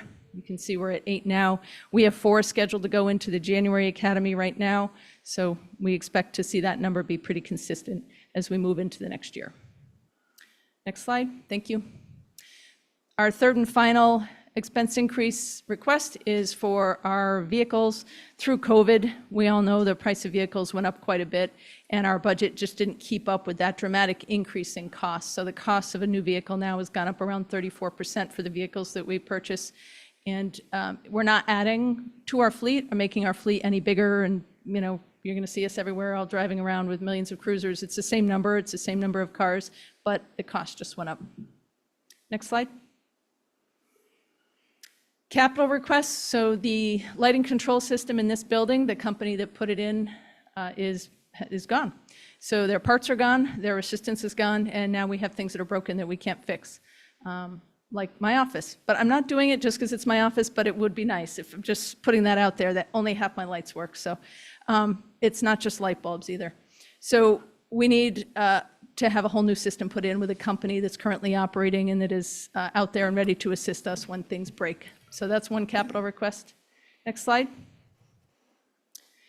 The Loran, or the former Coast Guard barracks out in Sconset, we have a leak in the roofs, and you all know we've been doing a lot of work on the inside of those buildings, so we certainly don't want to have a leak come in and damage all the work that we just put into fixing it. So that is a capital request to replace those roofs. You can see the life expectancy is 25 to 30 years, and that's right about where we are with them now. So you'll be seeing that capital request. Next. Some of our recent achievements, body-worn cameras, that was Chief Pittman prior to me coming in, but we have finished a complete year of having them in place. They are a huge asset to us for so many reasons. They are, you know, it's an expensive investment that you all made, and it'll be something that I'll be bringing back and asking you for that again in a couple of years when our contract is up. I think it's invaluable to the work that we do, and it's been a really successful first year. No major issues with them, and there's something that I think we rely on quite a bit now. Jody? Yep. Can I chime in with a question? How's it working with the use of the body cameras, like with supervision? And I know that there were some real benefits to that, you know, being able to review incidents with a supervisor and so forth. Is that working? Oh, absolutely. So, you know, our new officers are in field training for 4 months, and they ride next to another officer. But when they come in, they can sit together and review the call, right? Just as they were just there, and say, what do you think you could have done differently here, or what could have gone better, or where do you think, right? It's invaluable. And even veteran officers can go back and look at this with their supervisor. Their supervisor may sit down with them and say, hey, I watched this and I want to talk to you about something I saw. So it's huge, really. Yeah, and for report writing, reducing liability, reducing complaints, or if someone wants to come in and complain, or like we have the video, that can help to reduce that complaint, at least where everyone's really clear about exactly what happened when we have a recording of it. So it's been really helpful. They're mounted in the cruisers too. So any driving that we're doing, if there was an accident or a deer jumped out in front of a cruiser, all that is recorded, so we know exactly what happened for all of that as well. And it also records inside the backseat area for transporting a detainee. So lots of good reduced liability with having everything recorded. And then we've got website improvement, which has been good. We just went through that. Everything's updated, and we really targeted potential new employees. We implemented new training record software. We got away from a paper-based system. So now if I want to know how many officers are sexual assault investigators, I can just log in and get a list rather than having to go through files and try to figure that out. So it's very handy. And actually, I think something that's going to be required by post anyway. I think the state is going to require that we have a more detailed training system, so we'll be compliant with that when it comes out. And then on the bottom, just police reform. We're keeping up with that, as I mentioned earlier. Next slide. Project administration is a really heavy lift in our organization, lifted mostly by the deputy chief, who manages these massive projects to make sure that our money is being well spent, that we're getting our money's worth, that people are meeting their deadlines and using the correct materials, and things are being done well. So that is, we have a lot. We've got the Loran Barracks, which is a multi-phase project over the years. We've got, as the harbor master mentioned, the town pier, the floating docks, the harbor master building, the Shadbush Road building. So we have a lot of projects going on at the same time. That is a lot of busy work. We also did the server replacement. I won't talk too much about that. It's servers. You get it. They were replaced. And we added an assistant public safety communications supervisor. I would draw attention to this because I think one of the things that's very important for us is to make sure that we have good succession planning. And when we have someone that all of a sudden disappears and they're like, I'm going to go off, we don't want to lose everything they have and be stuck and not know how to do, or what did they do? We can't have that. So there was a good focus on putting a little bit of hierarchy into some of our organizations in the harbor master's office as well. We have a deputy harbor master. We have now an assistant supervisor in dispatch. So that gives us a little extra layer of succession planning. And then the addition of the accreditation and training coordinator, which I already mentioned, and is doing a great job. Next slide. Just some numbers for you so you can kind of see what we're up to. It's busy. We do a lot of car stops. Thank you, Erica. You get it. No, that's accurate. Yep. You can see the calls that come in. We're pretty steady with our 911 calls, 5,100, 5,300, pretty steady year to year. Next slide. Licensing and permitting, also a very busy office, depending on the time of year, with deadlines coming up for payments, whether it's shellfish buttons or beach permits or whatever else. That's a lot of permits, where we're around 9,800 there. And then the Marine Division, some achievements. Sheila?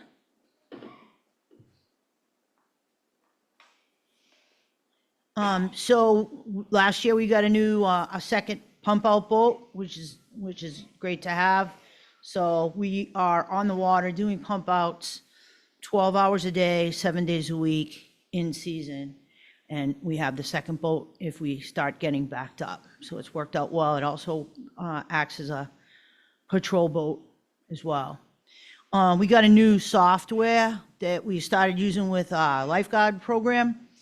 It's excellent. They wanted to trial us because our program is so big, so they let us do it. They used us as a test bed for it, and the information we got out of it was amazing. It gives us trends and sea conditions and when we were running into the most stuff. And now we're expanding it into our boats and our incidents that happen on waterways, so we can get our whole department information put into this system. As far as facilities go, the town pier, as I said, that we completed that 100-foot expansion of the timber pier that acts as a wave attenuator, and it protects both the fixed and the floating piers, and it's done an amazing job. We've seen it during some really nasty storms, and everything's been riding very well. Along with the floating ductile concrete system is amazing. It's like a huge game changer, as I had said earlier. Can I make a comment on the wave attenuator? That came about, I'm going to get the dates wrong, but for people that weren't here, we had 2 or 3 incidences over 10 or 15 years where we had to replace the entire dock. And so at one point they were here, the consultants were here and telling us what to do. And the question was asked is, how do we, stop this from happening every other year? And they said, oh, if you want that, you have to put this out there. So we said, oh, well, let's hold off and do this. And some people at the time were upset that we held off and didn't fix it immediately right away again. But some of those same people have since contacted me and said, what you guys did was the best thing ever. So they're agreeing with you 100%. They're saying the waves aren't smashing up against even when we're on the dock. It's a huge improvement. Huge. Yeah, everybody on the town pier is like dancing in the streets over it. So it did the right thing. Yeah, but it's one of those things that shows you have to ask questions. You have to kind of question. You're just like, oh well, it broke. We have to fix it again. There's sometimes the things that happen. You have to be, sort of stay on it. Anyway, it was interesting. Exactly. And then again, the Shadbush building, we're still working through some stuff. We're still getting, we still need to get some water and stuff out there. But we have started moving things out there. And again, just being able to work inside in this type of weather is huge for us because we used to do everything outside year round. And this is going to be great for everyone. We can get everything moved. We can work on our boats inside. We can build our lifeguard stands in the off season so that we don't have the big gun to our head in May when we're trying to get everything open and ready to go. We can have everything set and ready. Next slide, please. So there's our activities. And again, we pulled a lot of this from that watchtower. So we were up quite a bit this year, both on the water in boats and our lifeguards. We're much busier this year than we have been in years past. We also guarded almost 100,000 more people than we did the year before in 2023. So we were a lot busier. I think the weather was a lot better and more people were using their boats and hitting the beaches. How do you count beachgoers? Every afternoon at 2:00, because we figure that's the busiest time of day, and we do training with them. We show them a square and how many people are in each square, and we do it that way on all the guarded beaches. And then we have the ATVs take kind of a snapshot of what they're seeing at the unguarded beaches as they're patrolling the South Shore.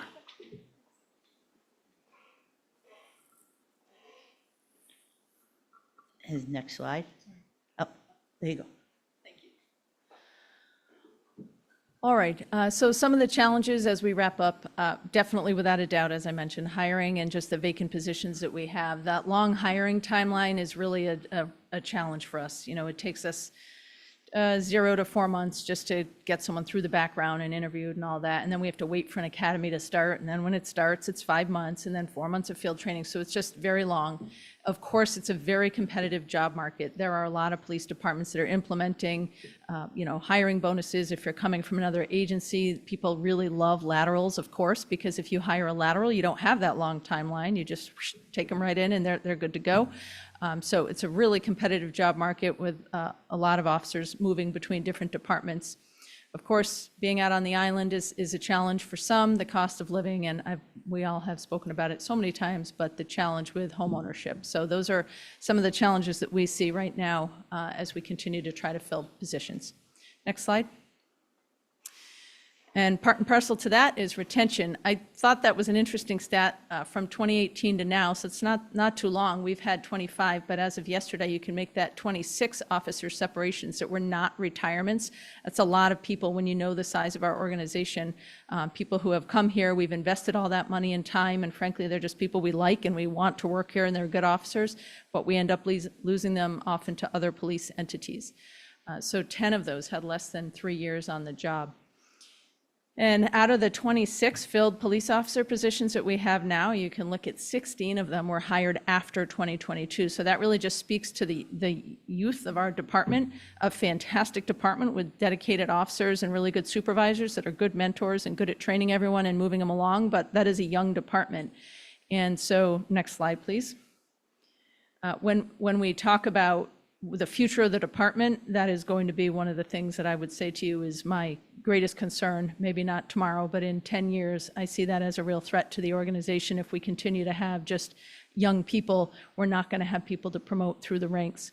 But I wanted to point this out because I think, again, this highlights some of our challenges. So this is people leaving over the last few years. If you see blue, that's someone going to another police department.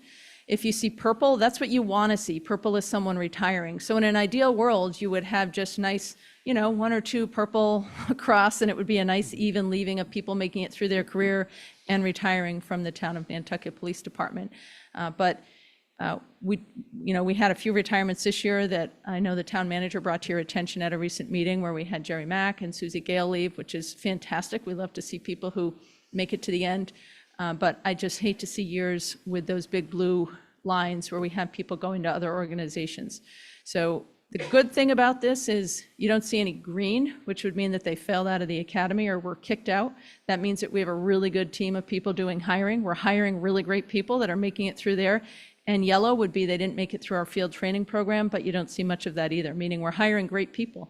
And that's not common. Normally you see people not making it through the academy or not making it through field training. That's just not the case here. We're hiring great people. We have a good program bringing them in. But after a couple of years, some of these other pressures that we've already talked about are impacting them, and we're losing them to other organizations. You can see the contracts there noted in the middle of 23. I do think those contracts helped hold on to people for a little while. So that is good news, that boost helped them and hopefully retain some of our employees for longer, hopefully for career. But I think that's notable to include. Next slide. And I believe this is the last slide. Just as I already mentioned, I think the biggest threat to the Nantucket Police Department is the future in about 10 or so years. And we're going to see a lot of people who are our long-term employees will be retiring out. And if we are not able to retain people when they're younger and move them through the normal progression of supervision where they get promoted and work their way up, we're going to have trouble filling administrative positions from within and even first-line supervisor positions from within, or you'll end up filling them with people who really only have a year or 2 on the job. And ideally, to have a good sergeant, you'd need 5, 6, 7, 10 years on the job before you move into that position of great responsibility. So that's an overview of the police department. Thank you so much for your attention for this length of time. I know it's a long meeting. I'm happy to answer any questions if you have any.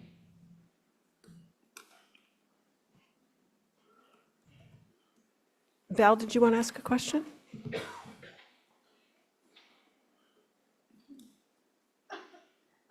This is just a thought.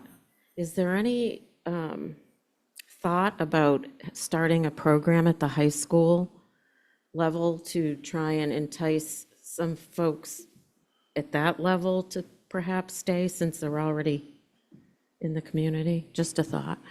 Madam Chair, may I?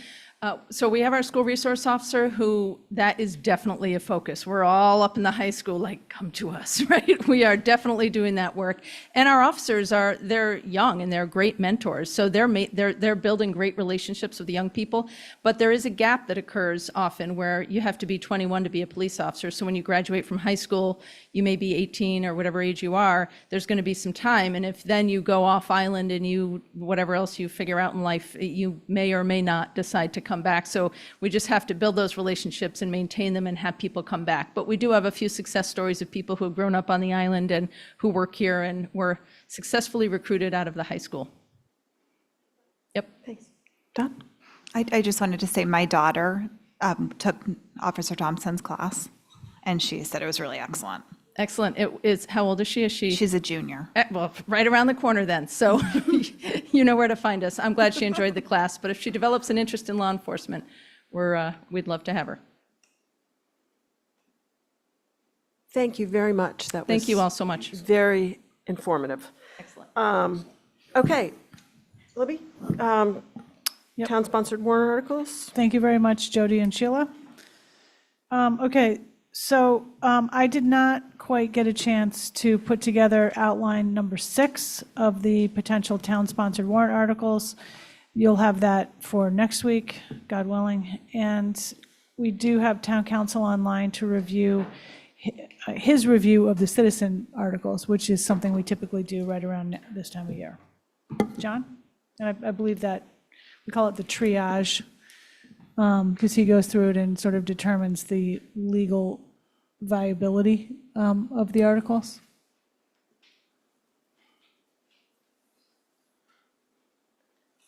As John is getting to that, I would just note that it seems that some of the petitioners, despite our very frequent outreach about this, did not take advantage of the town council hours where people could have spoken to him about their warrant articles.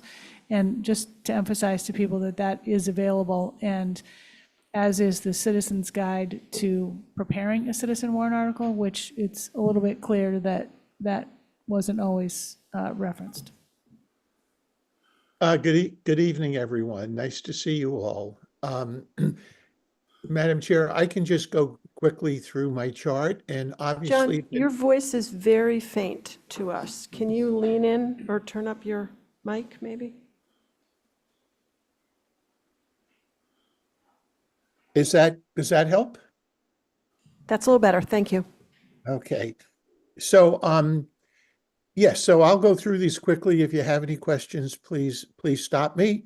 Article 1 is basically a repeat of an article that was at the 2024 special town meeting, which is to add a particular parcel to the town sewer district.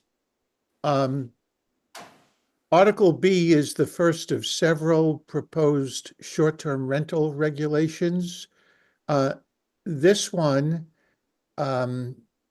is problematic B, because it is essentially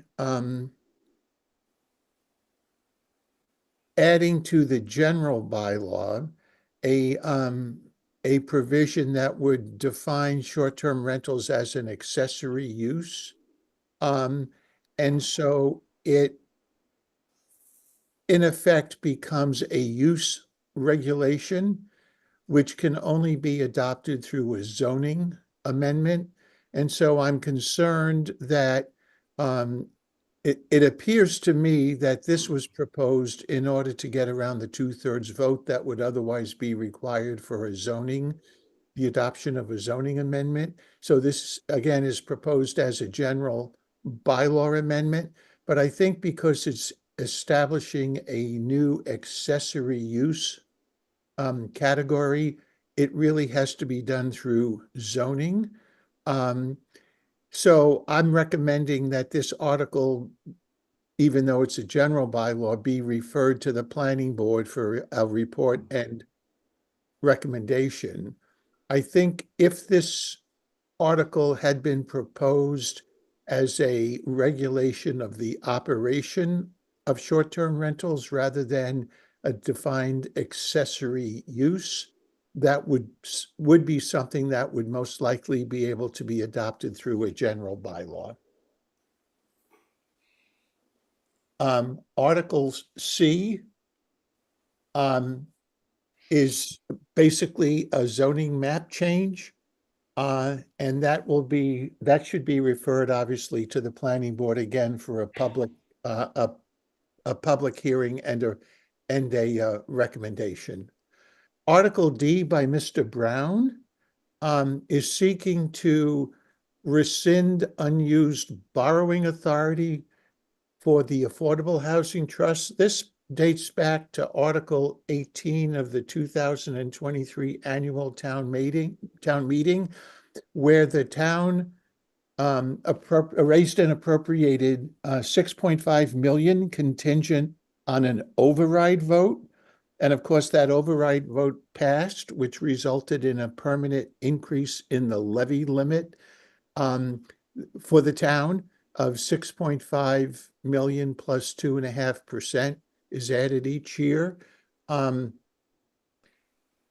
this article is asking that the unused borrowing authority under this article be rescinded. And in fact, this article did not authorize any borrowing. So the article is legally defective. I have a question for that, John. Yes. Would the right way to do this, to do an underride? Since we did an override, would you be doing an underride instead? I know there's very few of them ever done. There's been like one or two in the state, but. Well, that would be an option for the select board to consider. It's not, an underride vote has to be a ballot question, Matt, which would essentially take that $6.5 million in levy capacity approved through the override. It would eliminate that and reduce your levy limit by 6.5%. But that has to be done through a ballot question, not a town meeting vote. And I'm not suggesting it, but No, I I'm know. asking what the proper form is for something like this. But you are absolutely right. There've been very, very few underride votes. At least in my experience, they're difficult to achieve and, sort of, they're very rare. Let me put it that way. Can I, just one other comment, can I quote you and tell Sheila that you said I was right about something? Of Is course. that allowed? Of course. Thank you. You're welcome, Matt. I'm glad to be of service. Oh, I need it. Article E is accepting a provision of the general laws. That's a local acceptance statute, and it would ensure that public employees called to military duty will not lose pay or benefits while they're serving. And this is approved as to form. As I said, you have to accept the general law provision in order for this to take effect. F is, again, a short-term rental. Now, this is a zoning bylaw. This essentially changes the use chart to put an A in all columns instead of a Y for accessory short-term rentals.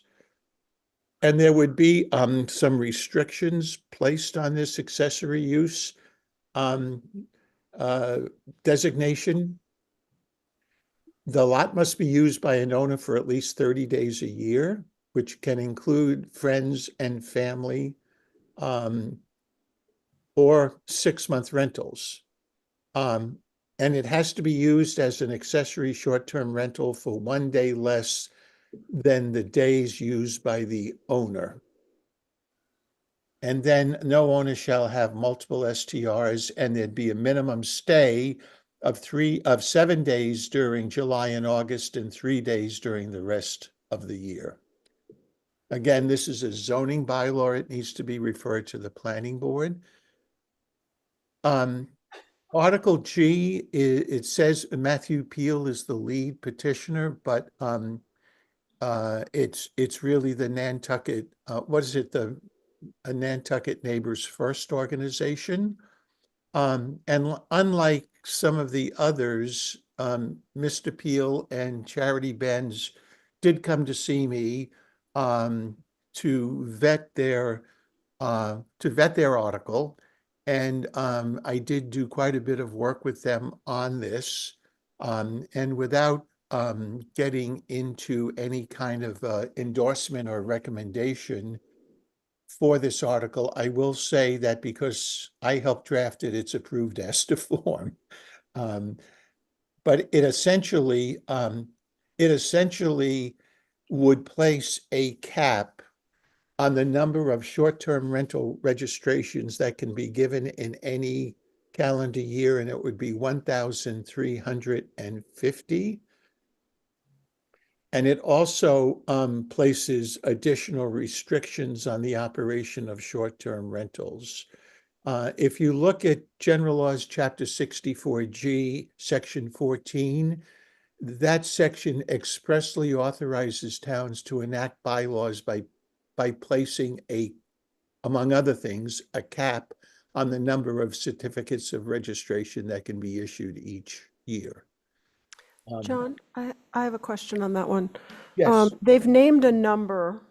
How much wiggle room is there to change that number as an amendment, for instance, on the at town meeting? Brooke, I think that would be a scope question best directed to the moderator, and I'm sure the moderator and I will have discussions about that. If in fact there is a proposed amendment, or I don't know, the finance committee wants to do that or whatever. I think there's quite a bit of latitude here in terms of changing that number. Certainly, if you reduced the number, it wouldn't be an issue whatsoever. But even an increase, I think that the standard is, are the voters adequately warned that such an amendment might be made? So, but ultimately, that would be a decision for the moderator to make if an amendment were to come forward. Okay, thank you. Mr. Truman and his group is proposing an appropriation basically to fund a grant to establish a teenage recreation center for local teenagers. I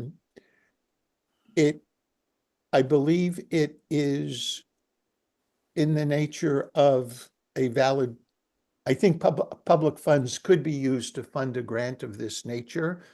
I don't believe that this has gone through the contracts review committee process.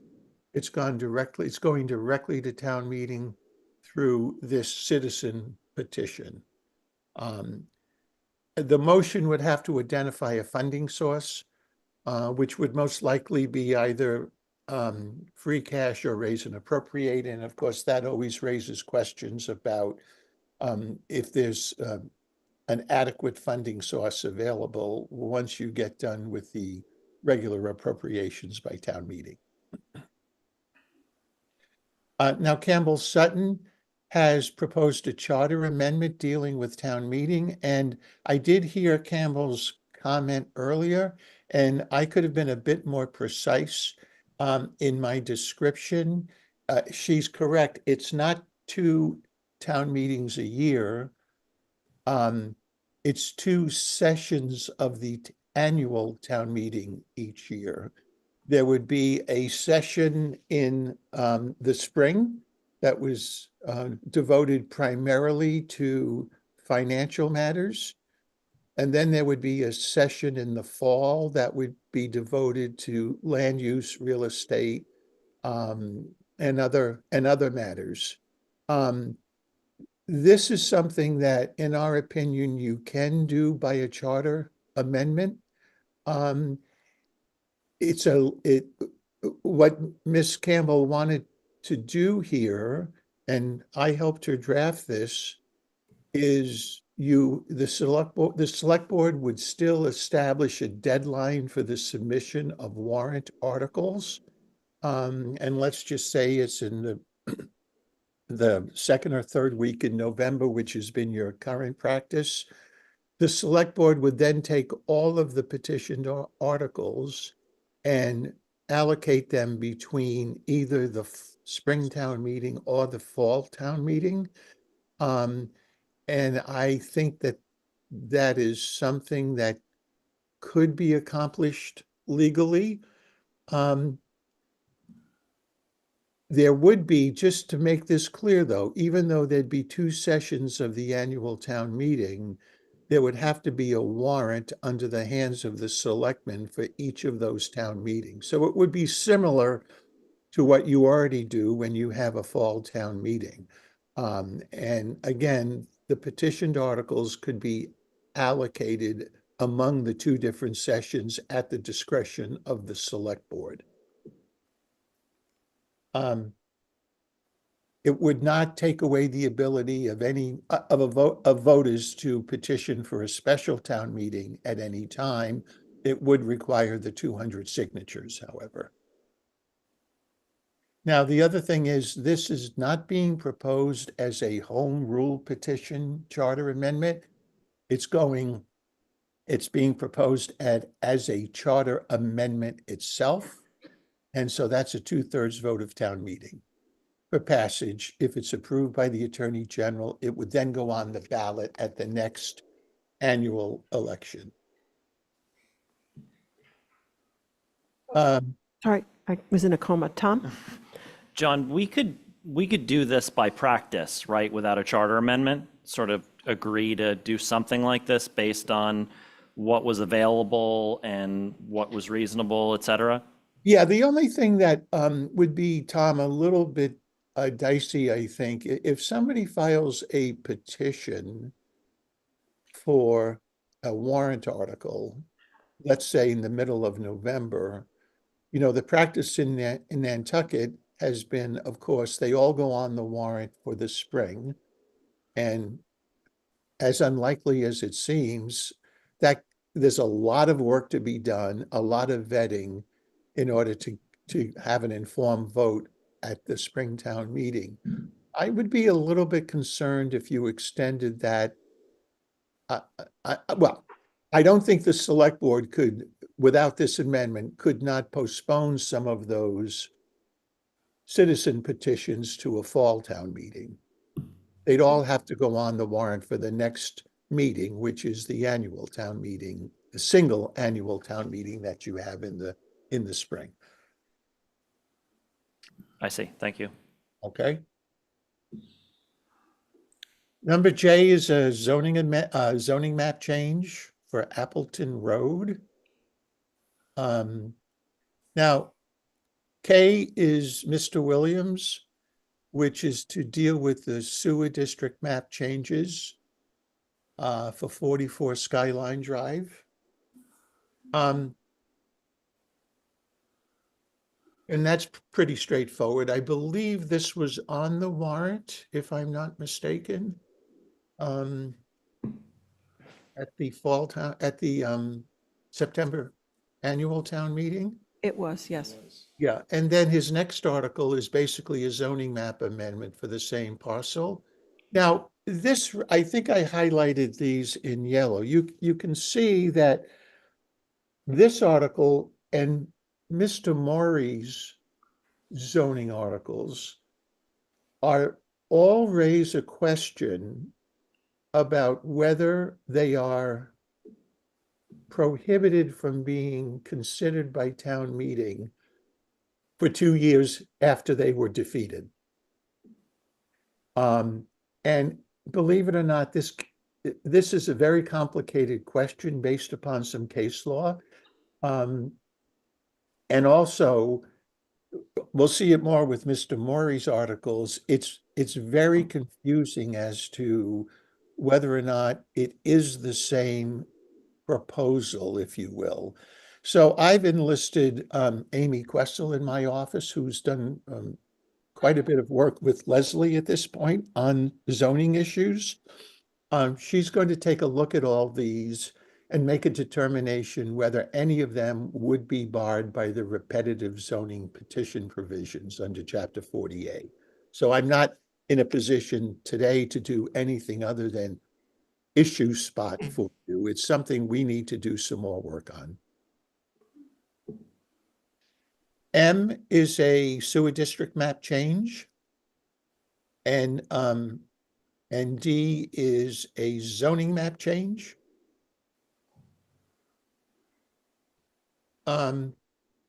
O is a lead petitioner is Megan.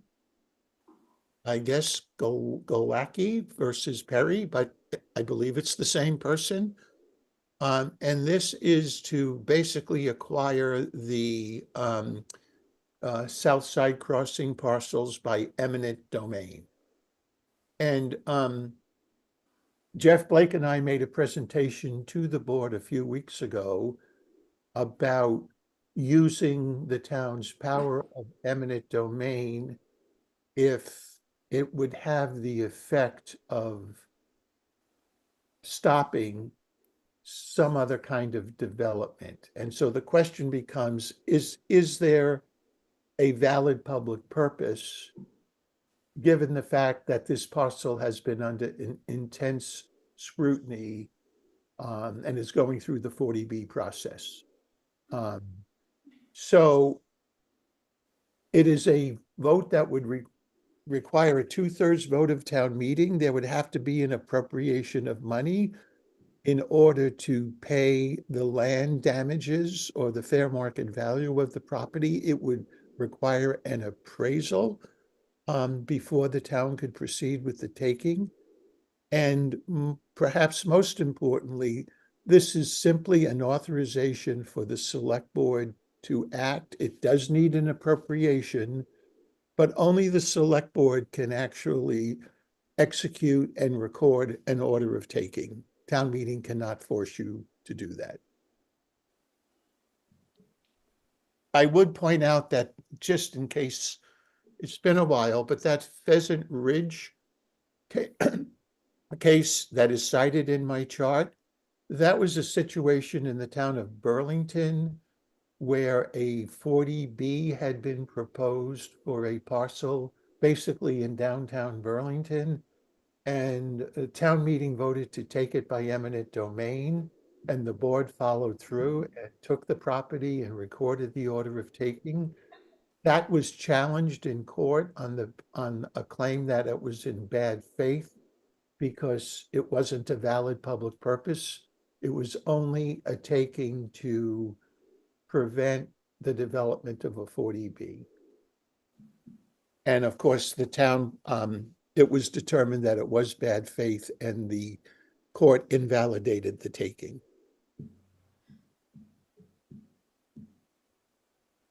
Now we get into Mr. Maury's articles. P, Q, R are all, I'm sorry, S, R and S, those are all zoning amendments dealing with 13 Woodland Drive. And this is, Amy's going to do an analysis of whether any of these are prohibited under the repetitive zoning petition provisions. Okay? Question for John? Yes. I can't remember, but I think he might have been going to R5 last time. Yeah, so if he's going Yes. from if he's only going to R10, does that make it different? Yes, it would. It would, Matt. It has to be the same proposal. Yeah. So if he's going to a different zoning designation, then we may not have any issue here with the repetitive zoning provisions. But again, we have to do a whole analysis. There are so many of these articles, frankly, it'll make your head spin. So I have to have Amy go through them article by article, and we'll get you an opinion on these. Okay, thanks.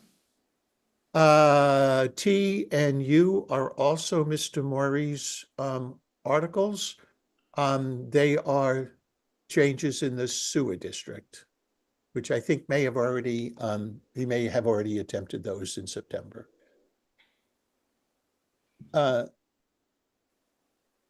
V is a proposed general bylaw amendment that would allow the town, when there is a public hearing notice that has to be published, it would allow the town to publish those in an electronic media format. If it wouldn't apply to any public hearing requirements that are required by state law. Because the general laws required publication of a newspaper of general circulation in the town.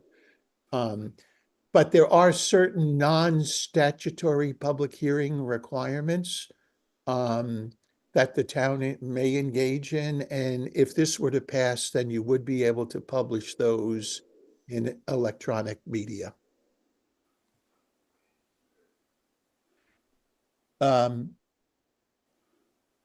Number X is a zoning bylaw. Oh, you skipped W.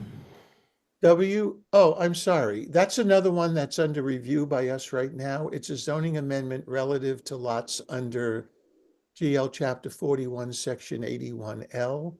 And Amy is going to be issuing a separate opinion on this as well. Sorry about that. Carolyn Balser has a short-term rental, not a short-term rental. It's a short-term rental. Excuse me for that typo. It's essentially, it would essentially amend the use chart in the same way that was proposed in September, I believe.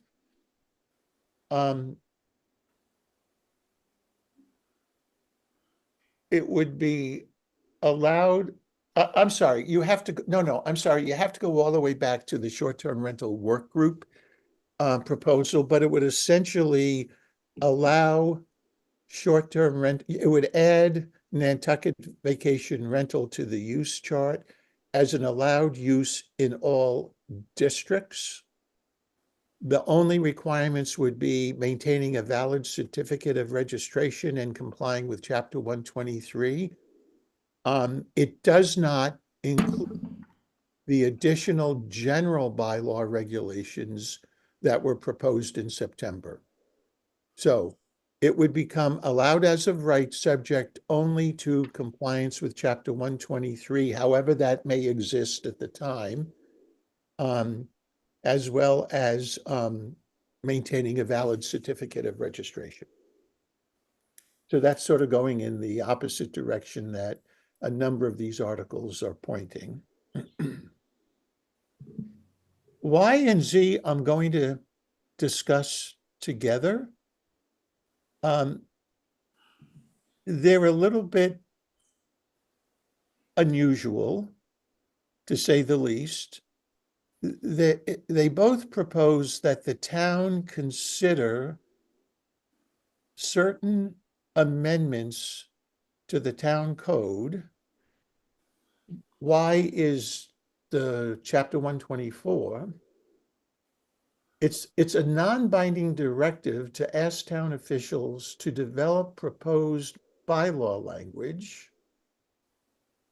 without actually specifying, making any specific recommendations about changes that would be made to be brought to the 2025 ATM. Well, this article isn't even going to be voted on until the 2025 ATM. So I'm frankly at a loss as to what Mr. Welsh was thinking here. But it's non-binding in any event. The same is true of Article Z, proposing amendments to consider increases in the allowable ground coverage and setback requirements to promote the reuse of third-party residential structures. Again, this is non-binding, and it's directing town staff to come up with basically unspecified amendments to the town's bylaws. And that's it. Okay, thanks, John. Any questions, comments from the board? Okay, round one. Thank you very much. You're welcome. Okay. Madam Chair? Yes. There is a Finance Committee public hearing on these articles next Thursday, the 12th at 4. Okay, thanks, Libby. Okay, next up is Select Board reports and comments. Review letter of engagement from the Zoning Board of Appeals. Libby, do you have an update for us on that? I believe the update is that we do not have the requested information yet, and the zoning board members are working on it amongst themselves. Okay, do we need to take any action to table it, or by consensus? I've just made an internal note to table to the next meeting and hope that we get the information by then. Okay, Or great. really Thanks. by, like, kind of needed it today for next week's meeting if we didn't have it for today for tonight's meeting, but we'll see what we get. Okay, all right, great. Next up is, it's basically the announcement of the response to the Bureau of Energy Management, Ocean Energy Management's mitigation proposal for South Coast Wind.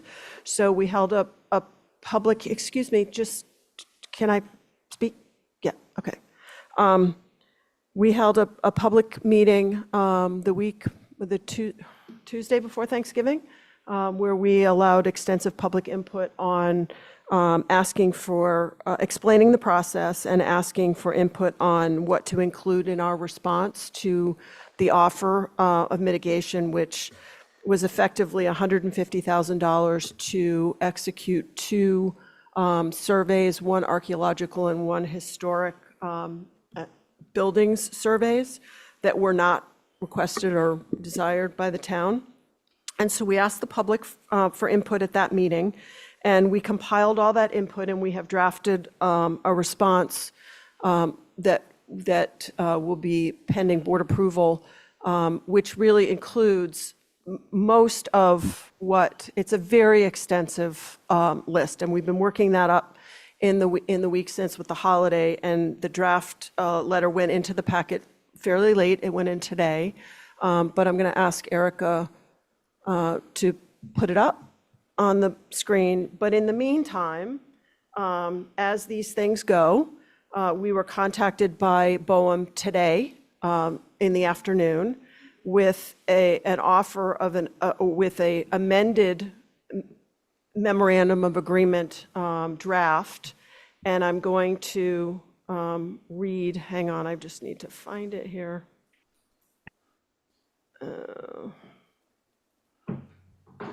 Pardon, 1 second. I thought I had it open.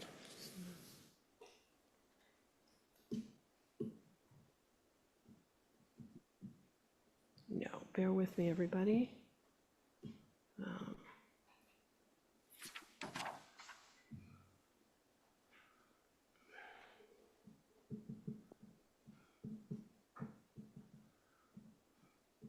Okay, so there was one change, and I'm going to read it. It's a bit of a lengthy paragraph. We did have a meeting with BOEM. Representatives from the town had a meeting with BOEM, and we gave them some verbal feedback in anticipation of our official written feedback. And apparently that made its way through and resulted in this revision or proposed revision to the MOA. In section 5, it says, BOEM shared the town's concerns and this specific request, and the request was funding to support coastal resiliency projects as mitigation with the lessee. BOEM, in consultation with the lessee, revised the MOA to include a mitigation measure to, quote, provide a contribution to help fund the implementation of coastal resiliency projects, including but not limited to projects identified in the Nantucket Coastal Resilience Plan. The contribution to help fund implementation of coastal resiliency projects is an alternative to the mitigation measure for historic property survey and archaeological assessment in the MOA. Within 1 year of execution of the MOA, the lessee will contact the town of Nantucket to determine which mitigation measure will be selected. If the town of Nantucket chooses to accept the funding to help implement coastal resiliency projects, the town of Nantucket will determine the priority for funding assistance. If the town of Nantucket does not respond, the lessee will implement the historic property survey and archaeological assessment. The lessee also proposed to increase the mitigation funding amount from, hold your breath, $150,000 to $300,000 for this measure. And BOEM has included this funding increase in the revised MOA. So it's a change, it's an alternative. We will still be responding, I believe, with, assuming the board follows along with the recommendation from our attorneys, with the letter that actually was in the packet that Erica has up on the screen, which is a quite lengthy list of demands or requests that can be tied to the process of Chapter 106, which is the area that we have some ability to comment or have influence on. That's the section of the code that we are consulted with. And Will, do you want to explain the process of drafting this and where it goes from here? Will Cook is online. Can I have a quick comment Sure. before you go, Will? I think it's just for the public, the meeting that was held with BOEM, that was their interpretation of it. Right. What the town was not saying, all we care about is coastal resiliency. The town went in and said there are severe concerns about all, and it's millions of dollars or,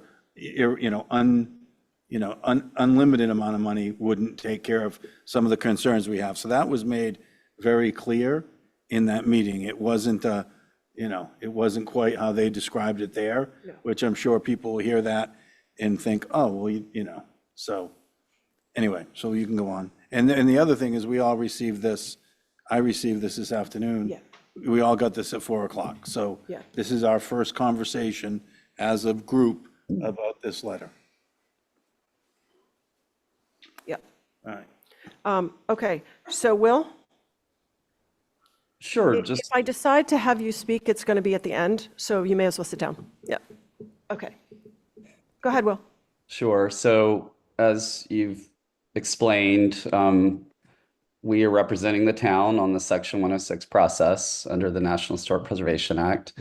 We are nearing the end of the Section 106 process, which is determined and scheduled by BOEM. And we're at the phase of the Section 106 process, which is called resolution of adverse effects in the regulations. And BOEM can resolve adverse effects through avoidance, minimization, or mitigation measures, or some combination thereof. Where we are in the process is that BOEM has drafted a memorandum of agreement and has issued it to the required signatories, which include BOEM, South Coast Wind, the Massachusetts State Historic Preservation Officer, the Rhode Island State Historic Preservation Officer, and the Advisory Council on Historic Preservation. They are the signatories whose signatures are required for BOEM to execute this MOA. As you mentioned, BOEM responded prematurely following the town's lengthy meeting with BOEM outlining areas of concern, areas that, or mitigation areas that could rise to the level of something that might offset harm exponentially greater than what BOEM has ever proposed. And BOEM has revised the memorandum of agreement, as you just explained, which is obviously not acceptable. BOEM has requested that the required signatories execute or sign the memorandum of agreement by December 13th. And BOEM is planning right now, unless one of the required signatories terminates consultation, to issue the memorandum of agreement on December 19, and then the record of decision, which is the permit for the South Coast Wind, BOEM is planning right now to issue on December 20th. So to focus in a little bit more specifically of where we are in this process, we have developed this letter responding formally to BOEM's inadequate mitigation proposal. as you mentioned, the town had public input session. The letter that we've drafted reflects a synthesis of ideas that were discussed at that session. I would say most, if not all of which, were ones we had already considered in terms of broad categories of mitigation proposals that have a link to the Nantucket Historic District. That's the other important thing to keep in mind. There has to be some connection to historic preservation because this is part of the Section 106 process. And so BOEM is, requires some sort of nexus between the mitigation and adverse effects and resolving those adverse effects.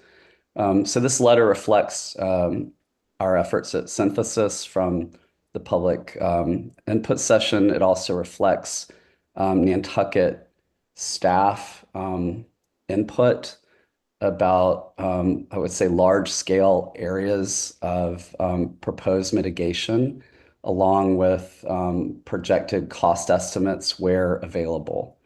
And so this letter is simply to respond to BOEM, to object to the proposed mitigation, and to outline categories of ideas that would more appropriately offset harm.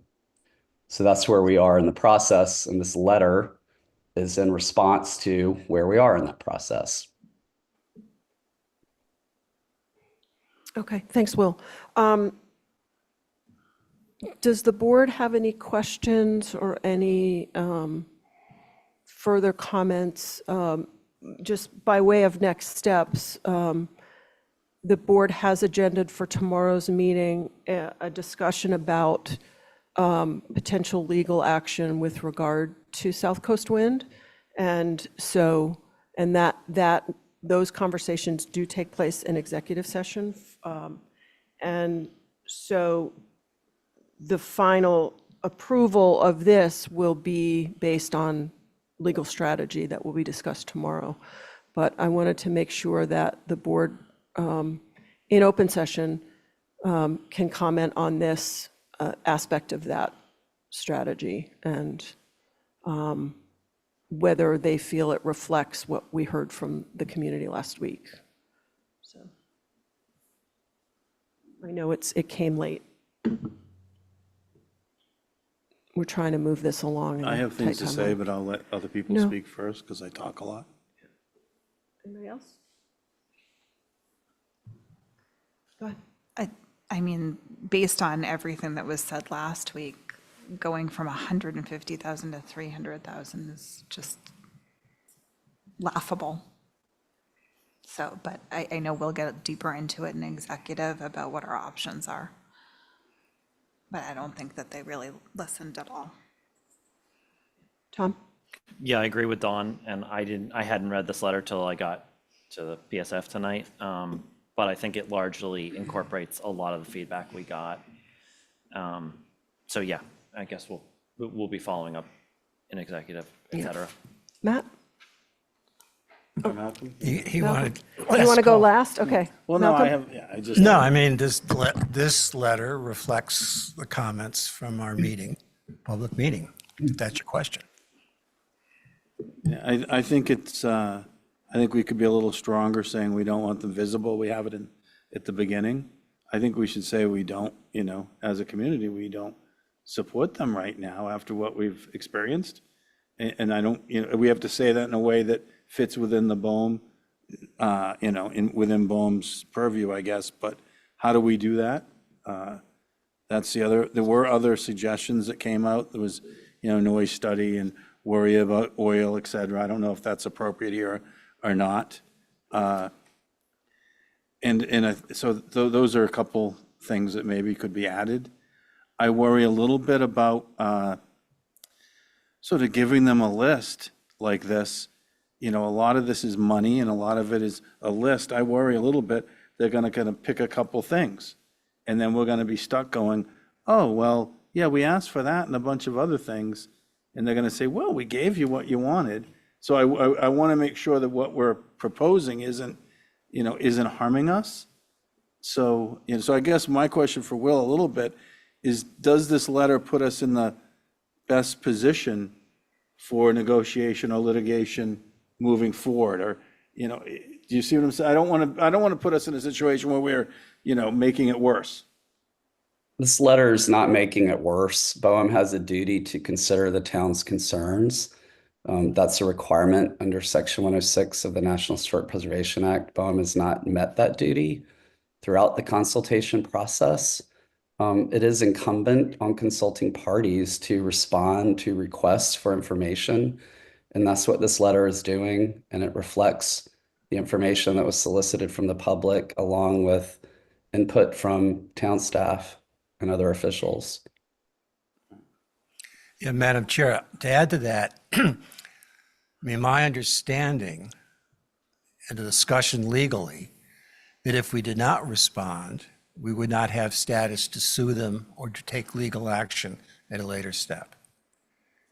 And that's why, in a sense, they probably will not accept this. Yeah. But that means we do not have to accept what they send back to us. And by responding, we at least have status to take legal action. Yep. And I'm It Will, trying to allows you make to it simple. challenge the adequacy of the mitigation as one legal basis for an appeal. yep. Here's a question. Is this the only things we could challenge it on, is things in this letter, or could we challenge it on anything else? There are lots of other legal errors that BOEM has committed along the way that we've documented extensively in our comments, which are on the town's website. Those have been preserved for appellate review. This letter is dealing strictly with BOEM's mitigation proposal because BOEM has requested input from the town about proposed mitigation that would better, more adequately offset harm. So these, again, are large-scale, high-dollar projects that are part of what BOEM should be considering on its own, had it been doing its own damages modeling, which we know that that's never occurred. But there's no formula for this. I just have to make that clear. We're operating within the Section 106 regulations that do not define how much mitigation ought to be offered. Mitigation has to be offered. We argue that for it to be effective, it has to offset harm. BOEM is certainly not offset harm. So Will, correct me if I'm wrong, but Matt's remarks about seeing them, where they're located, all of the other things, we have already made those comments in our other filings, correct? Correct. Yep. So those are now matters that we could use in an appeal. They are avoidance and minimization measures we've argued are not adequate at earlier stages of this process. And again, this letter is targeted to the proposed mitigation only.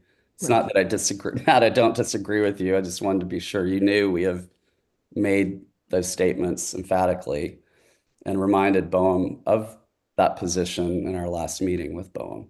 Right. And we tried very hard in that meeting to explain the narrowness of this piece of the process that we're engaged in this moment in time.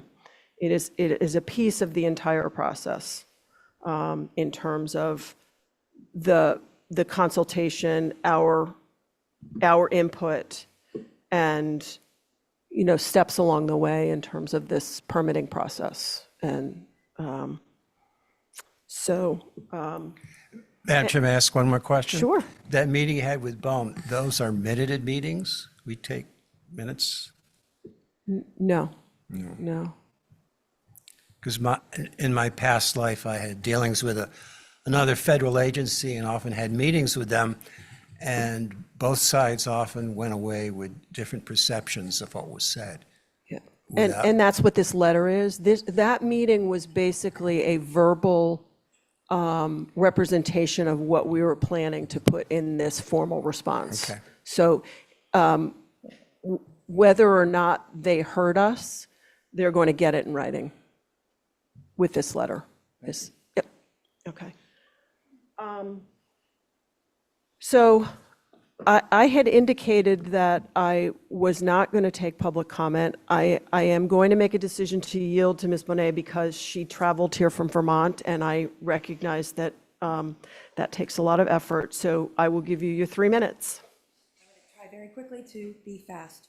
First of all, Just please state your name for the record. Veronica Bonet. I do have some maps. You can give those to Erica, please. Okay. These maps show the various wind. Wait, you need to speak just into the mic. Yep. These maps show you the elephant in the room, which happens to be the Vineyard Wind offshore projects. All of the complaints you're making about South. Okay, we're not here to discuss No, I Vineyard know, Wind. But you're talking about South Coast Wind. Okay. And you've acknowledged to BOEM that you're accepting these changes to our environment from New England Wind. In fact, the select board writes to BOEM through Cultural Heritage Partners, the town of Nantucket appreciates the opportunity to continue its positive relationship and looks forward to ongoing community engagement. After saying you accept all of these projects, and then in particular, the New England Wind Project.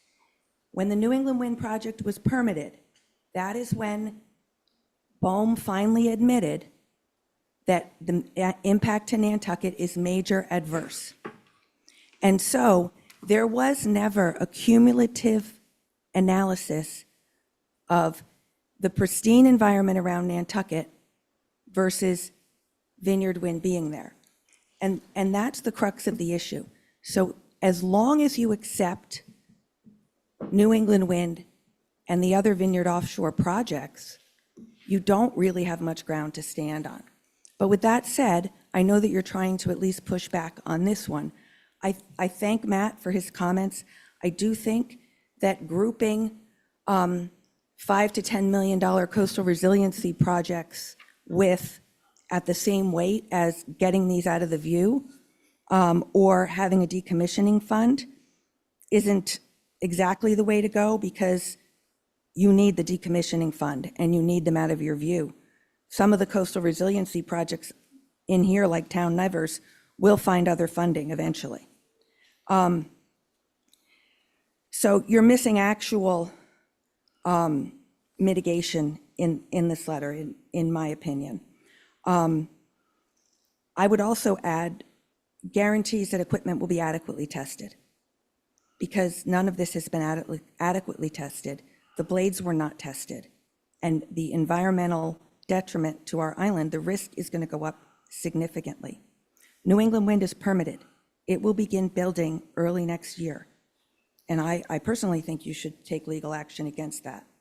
And then my final thing, I think I got all flustered, but I don't want to keep everybody, is I did ask the question in public comments, and I saw that you wrote an answer, but you did not answer about having an assessor come and assess the increased risk on Nantucket's Okay. billions of dollars worth of property. Okay, thank you. I'd like an answer. So thank you so much for your time. I appreciate it. Okay. Thank you. All right, thanks. Okay. Can I, just a follow-up? Yeah, sure. Through Will, we have made the cumulative impacts, that argument, I think, fairly strongly on the record, correct? Correct. Right, because I think that is a huge issue that I don't think we, so I think we did do that. And I do think the, suggestion about ensuring tested and safe is, or delay until some of those things happen. I'm not sure if that's part of this process, but I think that is something that as a community we should be asking for. I think, because we're still picking up stuff now, and that was one blade, one time, early on. If we have 1,000 out there, and even if we can't see them, if this stuff is coming this direction, it could have a substantial impact. And we made that clear in the meeting we were in, multiple times. And so I think, so that's my only other comments, is just, those things that have been mentioned are important. Thanks, Matt. Anybody else? Thanks, Will, Thank you. for joining us tonight. Okay, next up is announcement as to the status of the memorandum of understanding with the Nantucket Hunting Association for the lease of town property at 1 Shadbush Road. And this is, I am pleased, very pleased. The last meeting where this was on our agenda, the Hunting Association came and had indicated that they were not going to sign the memorandum of understanding. And they left that meeting and returned to the board and turned a signed copy of the MOU. And the board authorized me to talk with the Hunting Association because we were curious about how they went from a no to a yes. What was it, you know, an official process within their organization? And we just had some questions about the process. The NHA did do a survey of its members to gauge levels of support, and they felt from the results of that they did have the support of an adequate percentage of the membership to support their change and their decision to sign. And so therefore, the select board has accepted their execution of the MOU, and we have signed it. It's right here. And so you'll be hearing more from us about how that co-development of Shadbush Road is going to move forward. And it will be, as had been indicated in some earlier meetings, the DPW facility will occupy 7.9 acres of the 27 acres. The Hunting Association will occupy 1.1 acres, and they have proposed an indoor shooting range with some surface archery on top. And that leaves a 2-for-1 allowance of acreage of the 27. So 9 acres will be developed, leaving, so it's a 2-to-1 ratio for mitigation for endangered species. So the other 2/3 will be, as it's currently planned, put into a conservation restriction to allow the development of the acreage for both the DPW and the Hunting Association. And this was, as we indicated in the earlier meeting, a long process of meeting with them, coming to agreement on how we would do this together, the resources that would be provided by the town, road, septic, and electrical connections, and to benefit the Hunting Association's development of their facility. And I am beyond delighted after 9 months or so of meetings that this ended up happening. I expressed my disappointment when it looked like it wasn't going to happen. And so we will be moving forward together. So that's it. It's just an announcement. I'll make a quick comment. I should thank you, Brooke. Did a lot of work to get here. I think this is a win-win-win. It's a win for the Hunting Association. It's a win for the town. I think it's also a win for that neighborhood because this is, you know, not quite exactly what they would like, but this is kind of what they were willing to accept 10 or 15 years ago.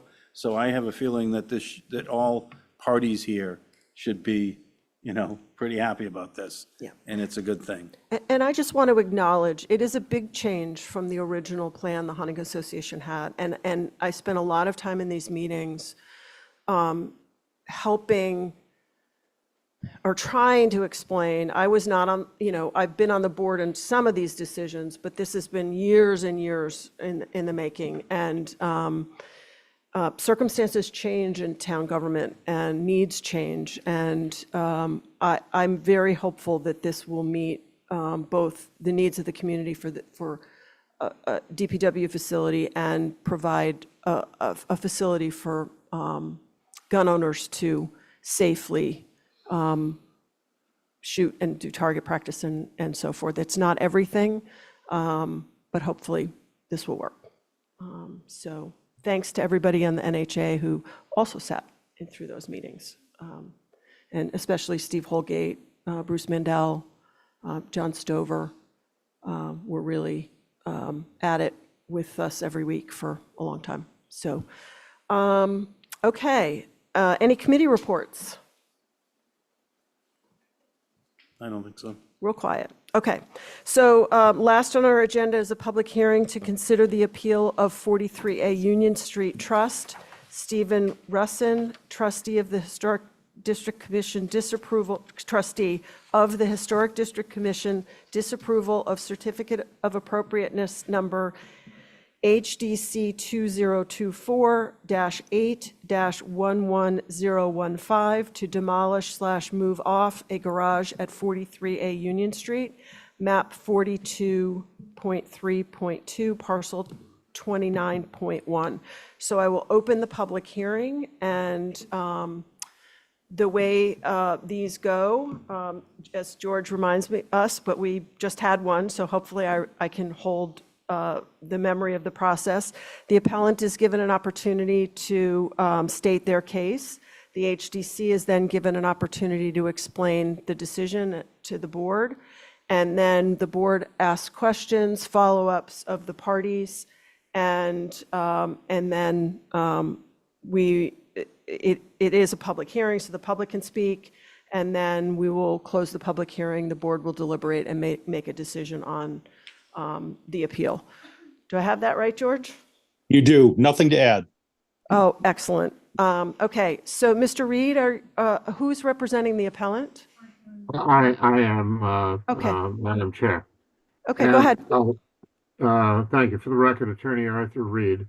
And in the audience tonight are my client, Matt Matthews, who's beneficial owner of the property in question, which is owned by Stephen Russo as trustee, together with my associate, Natalie Kaufman, and Linda Williams, who has worked on this matter before the HDC in connection with the hearing that took place, and prepared the materials that were submitted in connection with the appeal.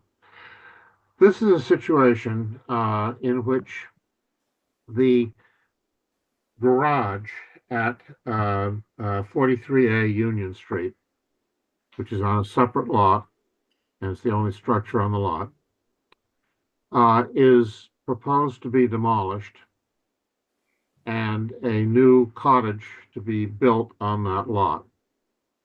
The original proposal 2018 for the conversion of the garage structure, alteration and extension and so on of the structure in order to convert it to a dwelling unit.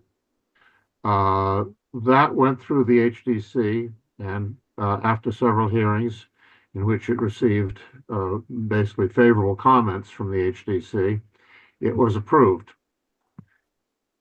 Because of various circumstances involving the property, it was then determined in 2020 by my client that it was not feasible to do it in connection with the alteration of the existing garage structure. So a new application was then brought by the representative, who was not Linda, it was a different representative, went before the HDC and again presented an application for a new structure on the lot, a new dwelling, which would take up much of the space occupied by the existing garage, but would not have the same footprint. One factor being that it was determined that because the existing structure was in close proximity to the lot line, did not meet the side yard setback, that it would be better to construct a new structure that would in fact meet all zoning requirements. And that was what was designed. And that in 2018 went before the HDC, and with comments from the board and with the usual back and forth process with the HDC, was in fact approved by the HDC. After that, intervened several years in which my client was working on the plans, and if you recall, that was in 2020, and the COVID pandemic intervened, and as a result, it didn't go forward for a little while. In early this year, the 3-year viability of the 2020 approval expiring, the applicant's representative, again, the one working on this prior to Linda, brought it back before the HDC to be reissued. And in fact, the HDC reissued it on the consent agenda. They didn't even feel the need to bring it back before them for the construction of the new structure. Again, it being obvious from all plans and from the previous submissions to the HDC that there was an existing garage on the site, which was going to be going away. I can't tell you why the representative didn't actually file a demolition application. They certainly should have. And in my experience, I've been involved in a lot of HDC cases where an application was proceeding and some demolition was taking place, and the HDC would call to our attention the fact that, you're going to have to file for demo permit. For some reason, the HDC never even raised that issue in connection with this, even though, again, it would have been helpful to everybody if they had. So my client then proceeded this year with the filing of a application for a building permit based upon the HDC approval earlier this year. And the building department and zoning enforcement officer quite rightly flagged it on the basis that this involves a demo and you don't have a demo permit from the HDC. So my client engaged Linda, who proceeded before the HDC with the present application, which was ultimately denied by the HDC, which we find to be quite bizarre, frankly, that the HDC approved the project, approved the construction of the new dwelling, and then when it was called to their attention that the demo permit needed to be issued, denied it. I think that sort of meets the definition of arbitrary and capricious, to be approving a project with it being quite obvious what was going on, and then to deny the application for the demolition that was necessary in order to make the project take place. As I mentioned, this project was designed in order to comply with zoning requirements. And what we're dealing with here is a garage that was constructed in somewhere between 1949 and 1957. The certificate of appropriateness that is before you, that the HDC filed, has information on it that someone other than the applicant wrote in.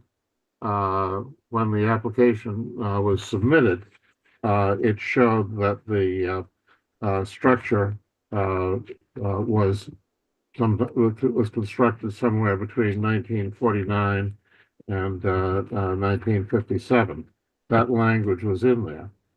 And then somewhere along the line, someone crossed out the fact that this was sorry, the actual form here. I had it here a minute ago.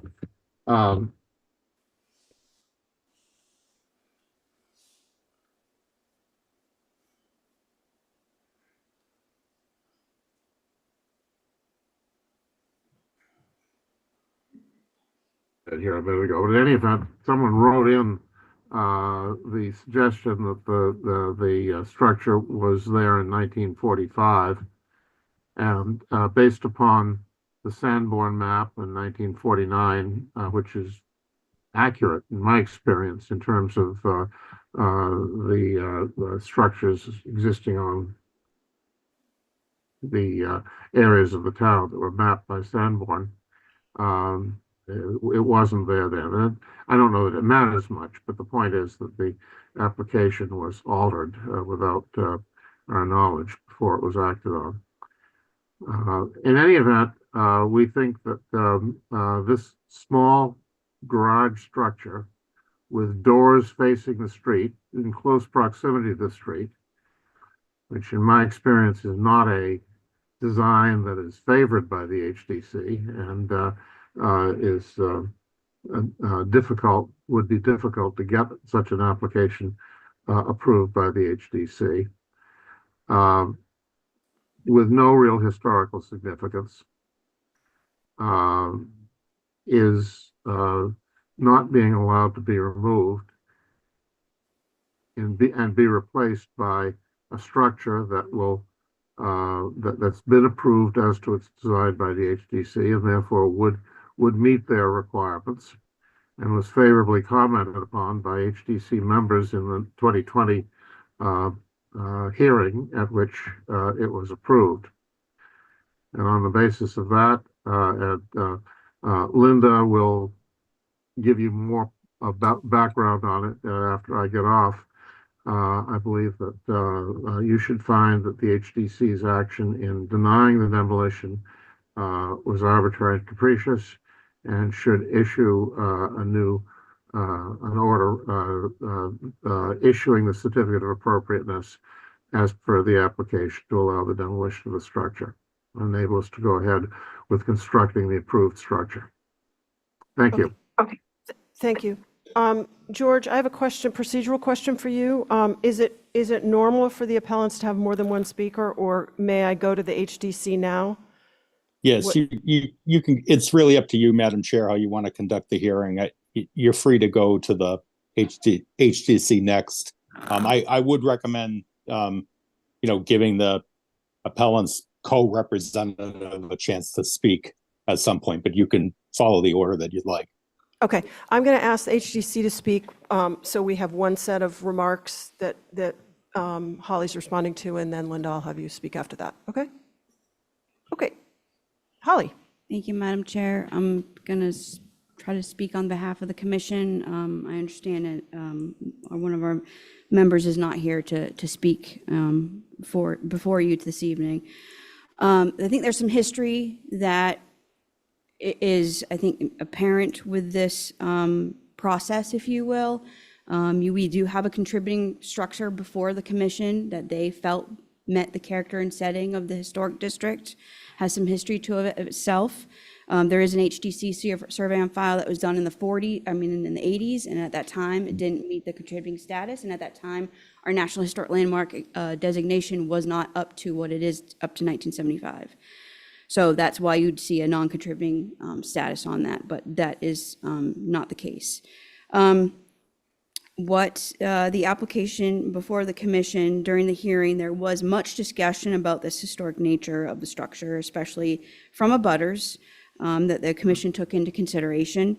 It was represented from the appellant that since the new house was already approved in its place, that the proposed move-off demolition of the garage was just really an afterthought. I did look at the file in 2018. It looked like the application came in to add on to it, and instead the commission wanted a separate structure. But at another point, was there ever a new or an application submitted for a demolition? So essentially, because applications, once they get approved, if they expire, the commission typically will basically renew those applications. If there's no substantive changes to the design, they're just going to go ahead and approve those. That's pretty much what happened in 2020, and then subsequently in 2024. It wasn't until the applicant decided to get a building permit that this structure was actually never approved for a demolition. And I think what needs to be understood is that each application is reviewed on its own merits. Just because an application is approved in a location and there's a structure there, it doesn't necessarily preclude that that structure is going to go away. You have to have an actual application to submit for their review on that and the merits. And I think that's what needs to be stressed. The commission voted that the uniqueness of this small mid-century structure in this area has helped define the character and setting of one of Nantucket's oldest historic streetscapes, Union Street, for nearly 80 years. As such, the structure is deemed by the sitting commission to be a contributing structure. The proposed demolition move is therefore denied. So I would just take it on the fact that each application is based on its own merits. Thank you. Linda, what would you like to add? I appreciate that each application is taken on its own merits. my 40 years of dealing with the HDC and 20 years on it and past chairman, I stated at that hearing, I gave you the citation of where it is on the tape if you wanted to go back and review the insanity that ensued. I've never seen anything like this where an applicant relied on an approval 7 years ago for a new structure. The reason I went back to the original representative, and the original representative did not apply for a demo permit, because when the initial application was made at the time, it was to be an adjunct, an addition to the garage. Move the garage out of the setback, add addition to the garage. Through the hearing process over several meetings, they said, get rid of the garage doors, don't make it look like a garage anymore. And then it morphed. So it morphed into a new structure through that hearing process. So they forgot to come back at that time, once the new structure got approved in a different location that met zoning, they forgot to come back to get rid of the garage. So it wasn't just a blue rubber stamp in 2020. They did discuss the structure, made some other little alterations to the structure, and it was approved again. When I got involved was when I was called when he applied for the building permit. After much engineering on piers and everything else on this structure, it's a one-bedroom, small cottage, not much bigger than the garage now, but it meets zoning and it's set away from the setbacks. Marcus rightly denied the building permit because that demo permit had been missing from 7 years ago because it had morphed out and nobody really caught it.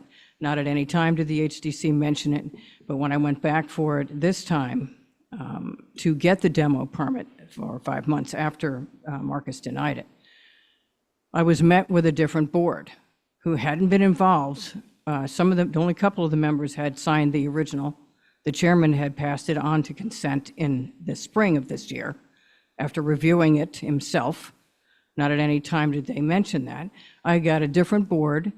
And it's on, I'm not introducing any new evidence. I gave you the citations, that we don't have to pay attention to what the other boards did, that we're not responsible for the mistake made by the original representative. And we threw all of this new stuff at it, where in the past, Holly and I have had problems with these 1989 things, but I proved that the building was not there. But at the time of the 1989 survey forms, it was not 50 years. So it was deemed non-contributing on the survey form I gave you, as well as the aerials, as well as the Sanborn maps. So what this owner has done is relied on 3 approvals. And granted, the mistake was made on the first time around because they forgot about it because it wasn't originally a demo. But clearly in 2020, and clearly when the chairman reviewed it in the spring of this year, that garage is going away because the new structure was approved in a different location without the garage being present anymore, because the garage is at 0 and almost 0 on the southern end as well, and at grade. And this one's back up and on piers to get it off the ground, floodplain and everything else involved. So I've seldom seen a more arbitrary and capricious decision made by the HDC, and I took exception to it, having devoted my life to the HDC for so long. Even I have never seen this before, where the applicant has relied on the approvals and all of a sudden they say, well, too bad for you, we have a new board, we're going to do this, and that was the end of it. So I'm asking you to overturn the HDC denial out of fairness and reliance upon 3 approvals and allow this building to be demolished. Now, we're going to make an attempt to move it because the application was actually move or demo, which is what almost all these structures are labeled as. We'll try to move it. We're going to have an issue trying to move it off that location. So that's why we asked for a move demo, to give us a chance to actually move it. But under the new bylaw, we're not required to notice it because it's not a dwelling. Dwellings have to be noticed to be moved as opposed to demos. Okay, that's not relevant to the appeal. Well, that's in the application. It wasn't just a straight demo, it was demo move.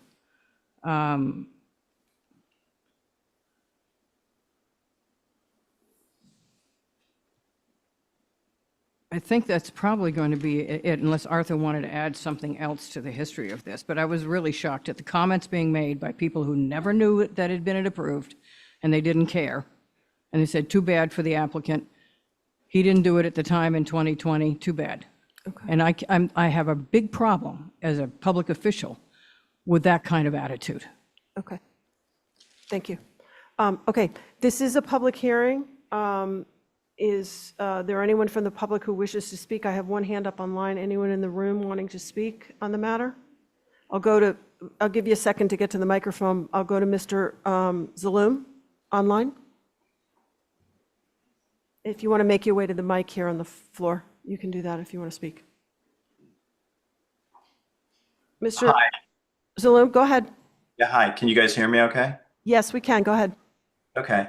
Just reminding everybody, we're going to, try to keep your comments concise. It's like, Okay, well, the other people had, seemingly a long time to speak, so I hope we get the chance to do that. We live at 3 Mulberry. That's our house, and we are abut the Williams property. This has been a very contentious, application throughout its history. Originally, and I know there's been many concerns about this tree that's right there next to the garage, next to this planned new dwelling, that Dale Gary and the entire arborists group on the island were vastly against this. And they're basically just trying to cram a house into the smallest piece of land that's possible. And I'm sorry that this has happened. I'm sorry that they didn't, put their paperwork together in the right way. But, committees change, sentiment changes.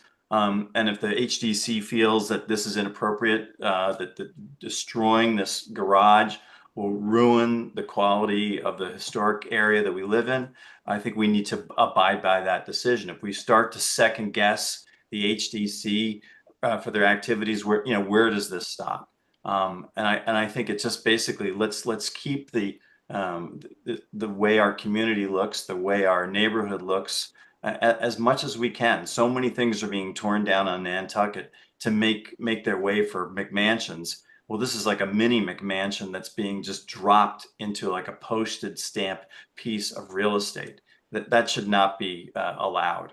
And if it's in this garage stops that, all the better. But again, I really feel that it's important to abide by what the committee decided. And I'm sorry for the Matthews if it didn't work out in their favor, but that's the way it goes.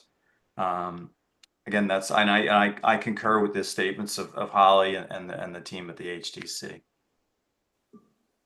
okay, thank you. Dave Shampoo, tree warden for the town. I hope you find for the HDC. Eliminating the garage is just going to set a lot of things in motion that are going to be to the detriment of probably one of the nicest elms in town. The demolition move off, the root system is everywhere on this property. It's a huge, it's an elm. They put roots out everywhere. The garage move off, that's the start. That's the start. You move that off, roots get damaged right there. They're planning on, let me go back to something that hasn't been mentioned in some of the paperwork that's been supplied, is they went to the Zoning Board of Appeals to get, this is back in 2019, and got, basically told that Zoning Board Board of Appeals wasn't in favor of this project at all in that present term, because they wanted to build close to the property, into where the garage is. George, how wide-ranging can public comment be with regard to stuff that's not in the record on the appeal? Again, you have discretion on that, Madam Chair, how you normally do it. I would note, so I would allow, some leeway in that regard. I would like to direct the board, although you're probably already thinking this way, that, you know, your review really has to be focused on the structure at issue, which is the garage. So what may or may not happen in the future, or other repercussions which might be within somebody else's jurisdiction, really are not issues before you tonight. Okay, that's really helpful. So do you understand my question? and so forth? I Yeah, do. Thank and you. I appreciate that. But I just want to drive home the fact that this is just the first step in what's going to happen to that tree. They're going to, you know, they're going to drive helicoils that are probably like this. It's going to be like a whack-a-mole thing on that piece of property. And they're going to damage the root system of that tree. This whole thing has just been an ill conceived plan from the get-go. And I'm amazed it got to where it was. One of the problems was the initial property plan that was submitted on this just showed a little thing. It didn't really show the tree. I mean, this whole project was approved without, I think, without even looking at the property. So I think, you know, certainly the garage architecture has its merits, and I would stand on that, because it's definitely the only way I think we're going to be able to protect the tree. Okay, So- thanks, Dave. Appreciate it.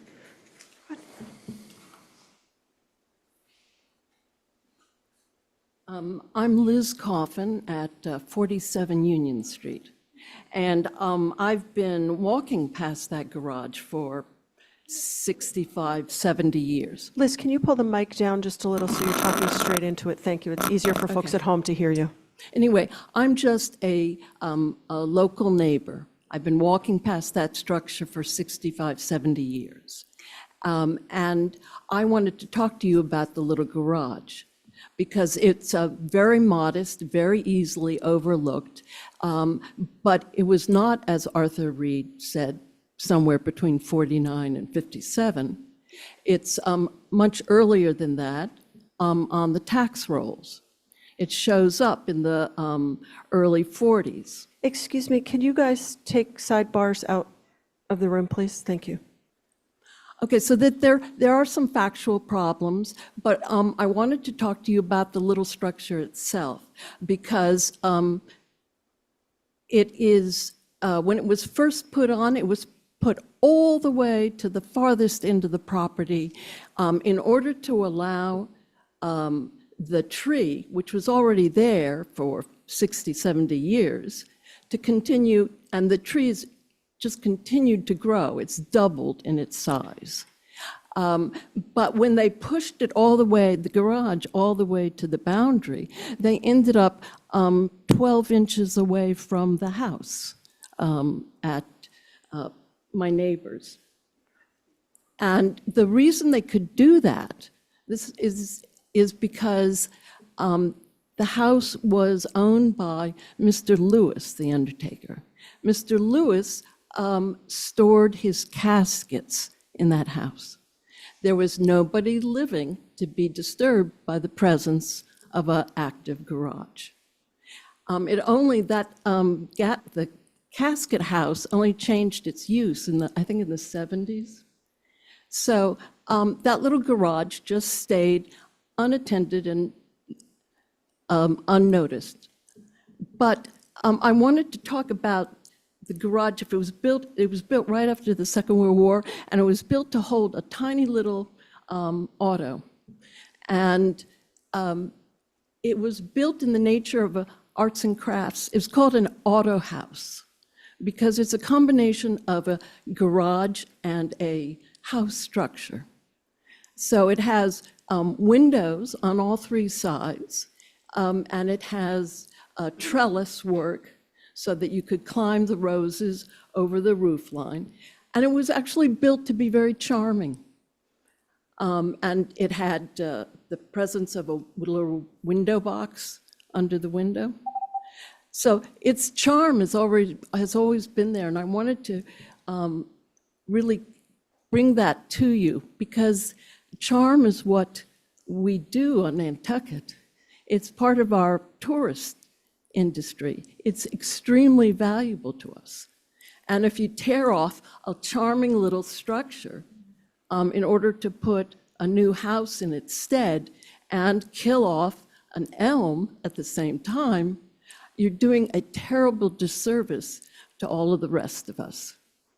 And I just wanted you to know that there are a number of other little auto houses around town, but nobody's got one that's in such intact condition and such original condition. Thank you. Did someone else want to speak?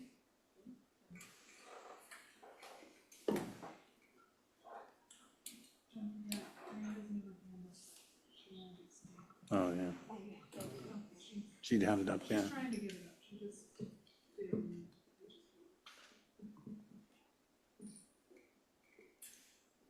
Hi, sorry. My name is Mary Ellen Peters, and I live at 45 Union Street.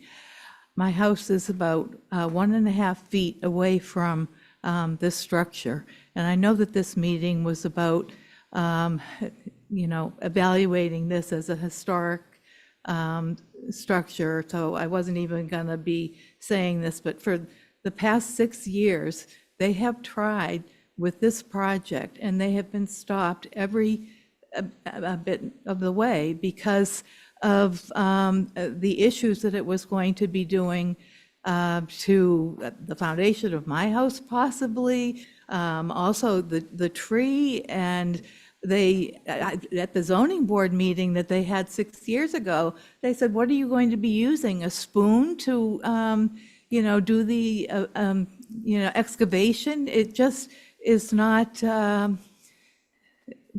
it's just not doable. And unfortunately, they've met up with no every step of the way for good reason. And I hope you take that into consideration. The whole neighborhood has been upset by this. Thank you.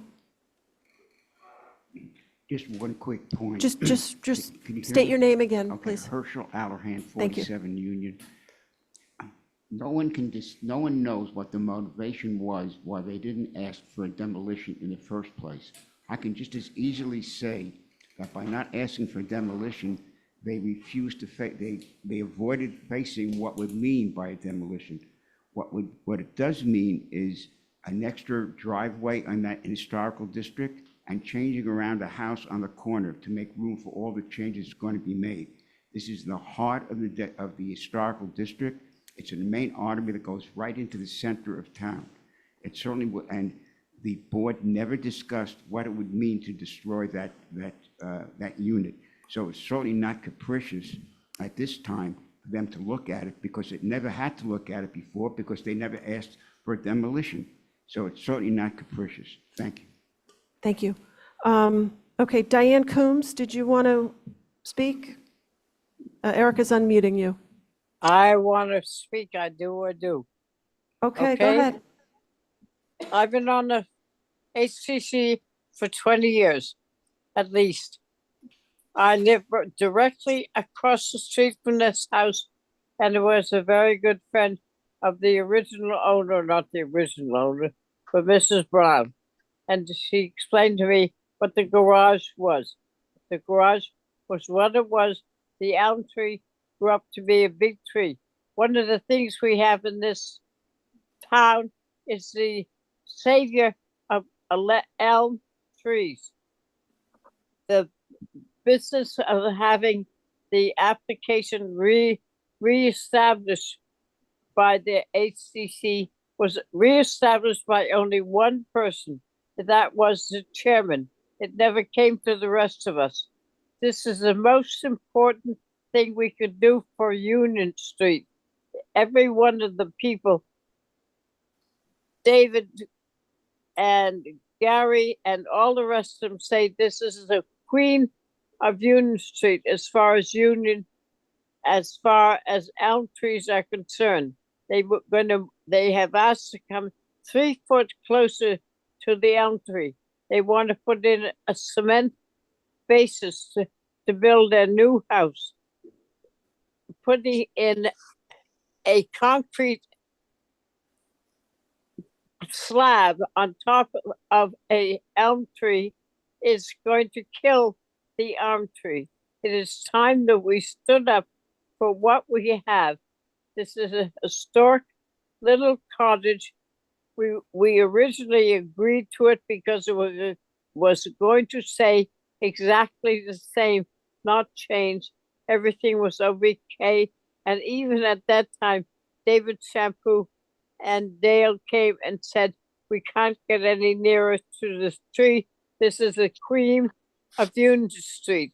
It is a time you listen to the people who are part of the town and not the people who are trying to build yet another building on top of what is not consistent with our historic value of the town. I ask you to look carefully at the business of how this all established, where they tried to bring up a past application that had dropped, and to get the chairman to agree to it without even looking. So I ask you to look on this, as it's very, very important here. Thank you very much for your time. Thank you, Diane. Mr. Reed. Yes, very, very briefly, I think we've gone pretty far afield in connection with the comments that have come on this, particularly with regard to the tree. The tree is not the issue here, but let me just give a very, very brief background on this. First of all, we did go before the Board of Appeals, and that application was withdrawn because it was clear there were problems with it. And that's why we've, not why, but it's one of the reasons why we redesigned the project so that the structure would not be within the setback. The new project would be entirely outside the setback area and would comply with all dimensional zoning requirements. As far as the tree is concerned, we recognize that the fact that the tree is there and is protected causes us to have to protect the tree. And my client has engaged an arborist and my client is in the audience and would be happy to speak to this, to determine that the actions that he will take will not be likely to damage the tree. And in that regard, to have the foundation for the structure be helical piers that will be placed in such fashion as to avoid interference with the root system of the tree. Yes, if we damage the tree, we're in some legal difficulties, and we recognize that, and we'll have to face up to it. And we want to avoid that. And we are avoiding it by getting professional expert help in connection with the construction of the structure in order to avoid any damage to the tree. And once again, the tree is not the issue. It seems that this whole thing is coming down to the question of whether the project in question will be harmful to the tree. And that is not the issue. The question is whether the HDC was arbitrary and capricious in their handling of this matter, in approving the project and then denying the demolition application. That was very, very clearly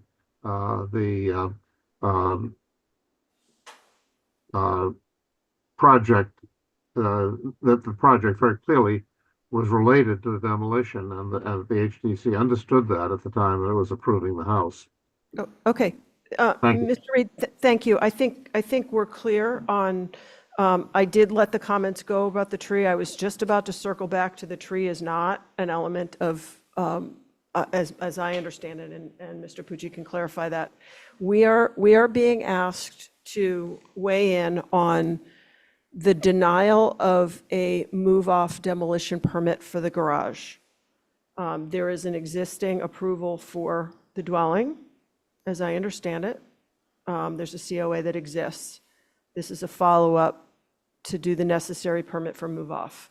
I'm going to have Holly comment, and then I'm going to ask the board if they have any questions. Thank you, Madam Chair. Just briefly, I just wanted to remind the board, again, that the HDC takes each application on its own merit. That's it. Thank you. Thank you. Okay, are there any follow-up questions for the board for any of the speakers or?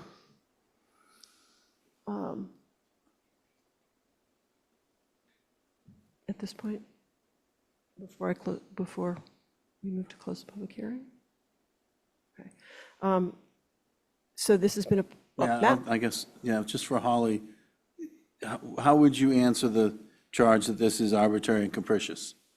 You know, that they're claiming it was arbitrary, it can't be more arbitrary than this. How do you answer that?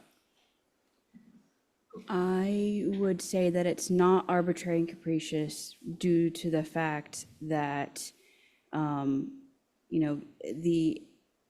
again, separate applications, separate merits.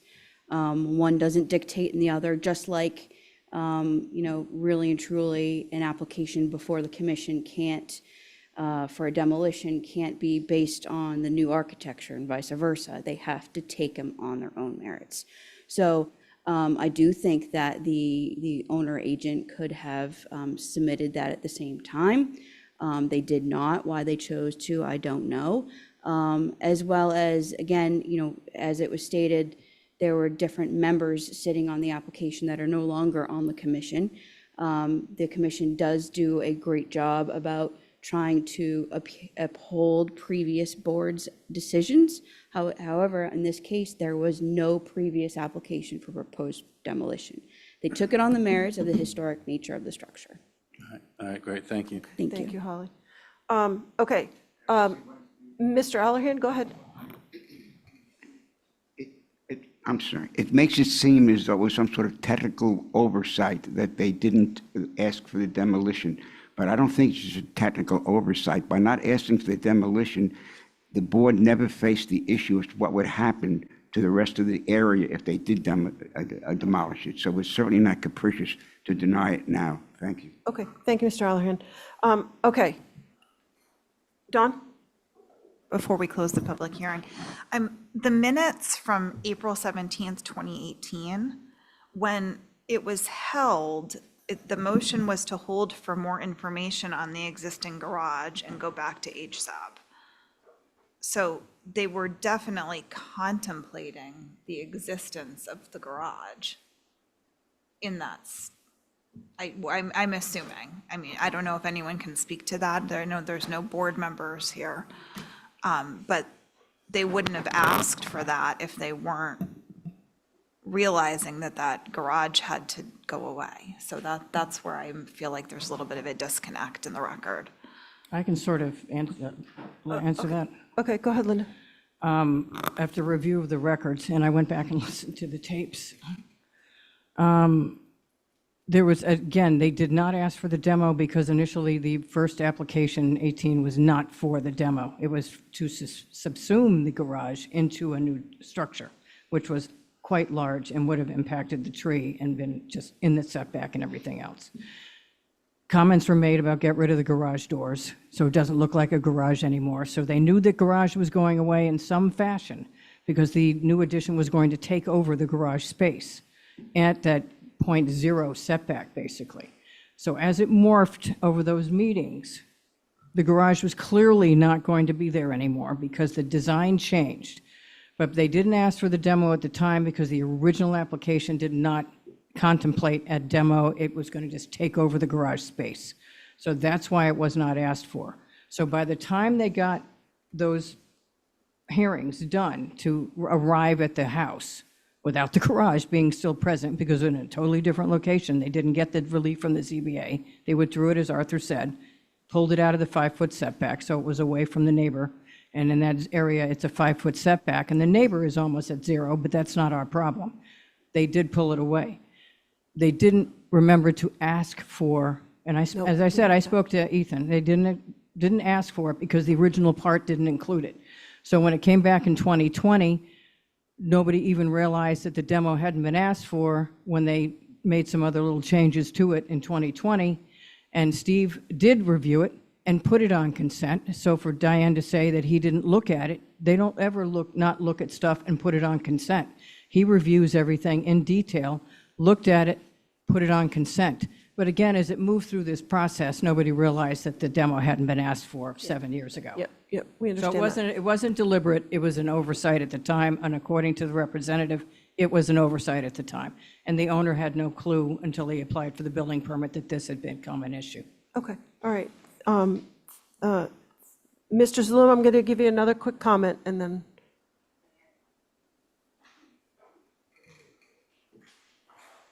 Hi, thank you.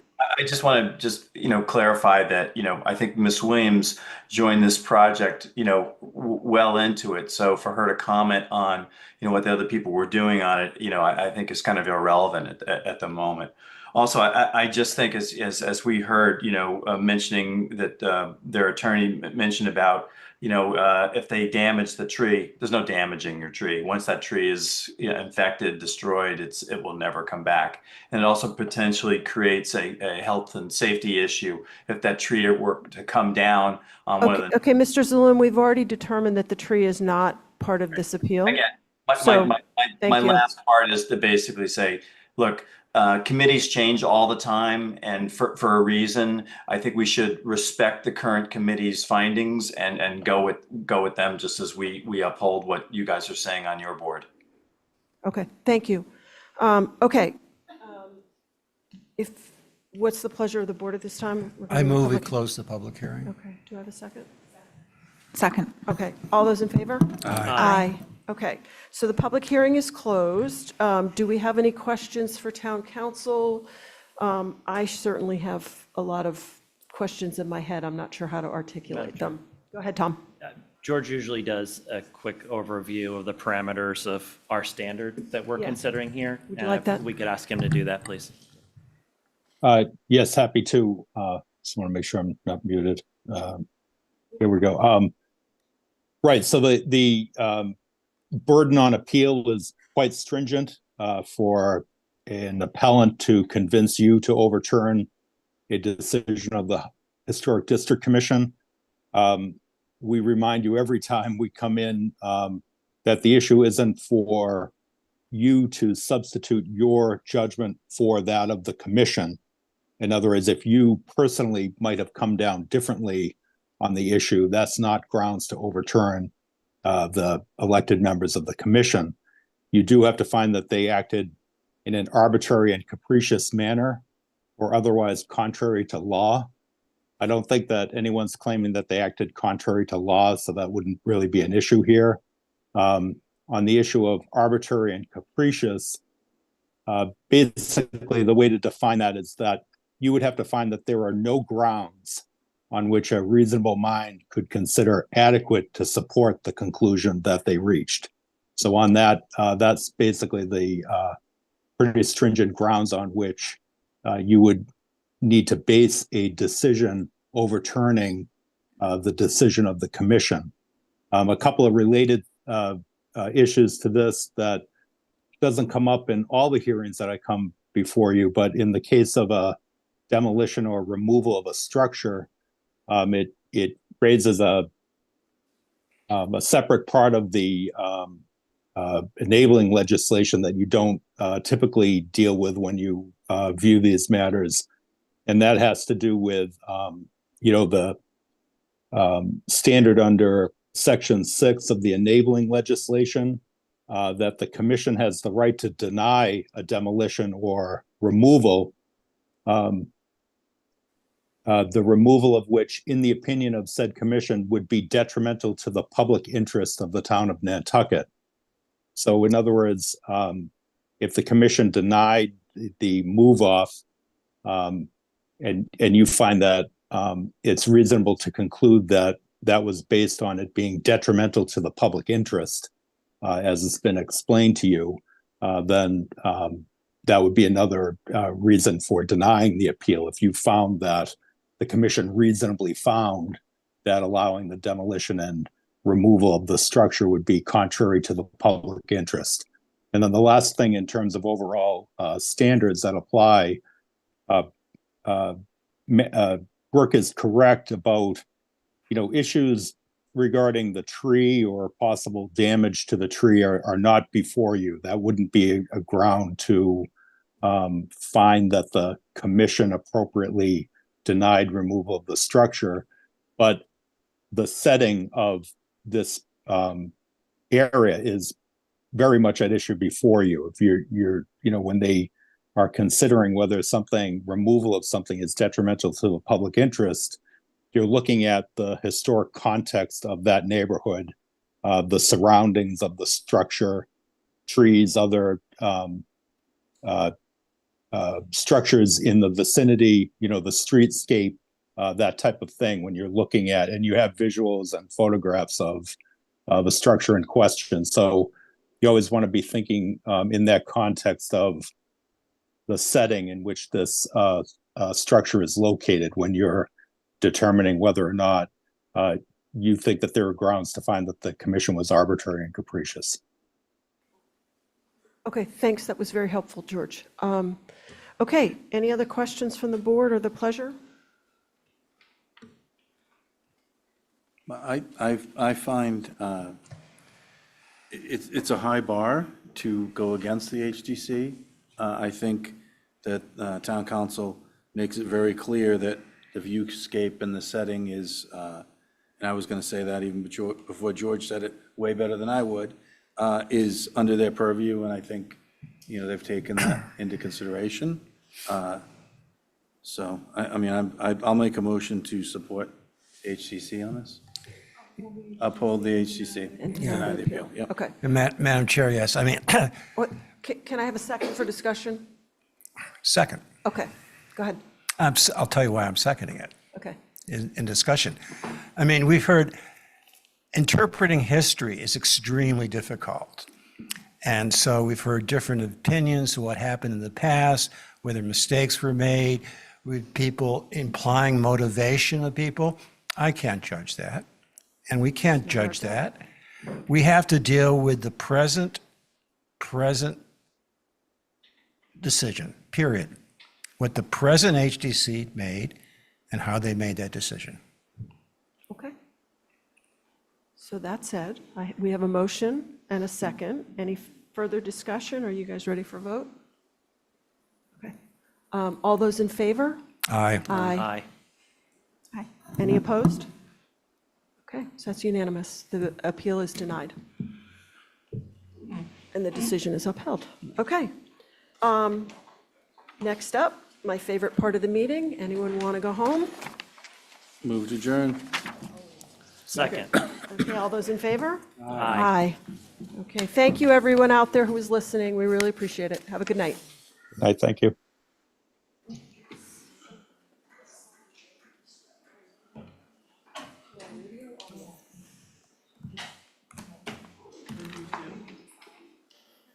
Eric, anything else to sign? I was just looking at that, and the letters for Ticcoma Green while in draft form, they're going to be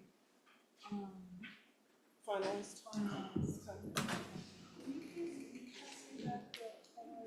Oh, he just gave it to Erica. I'll give it to you.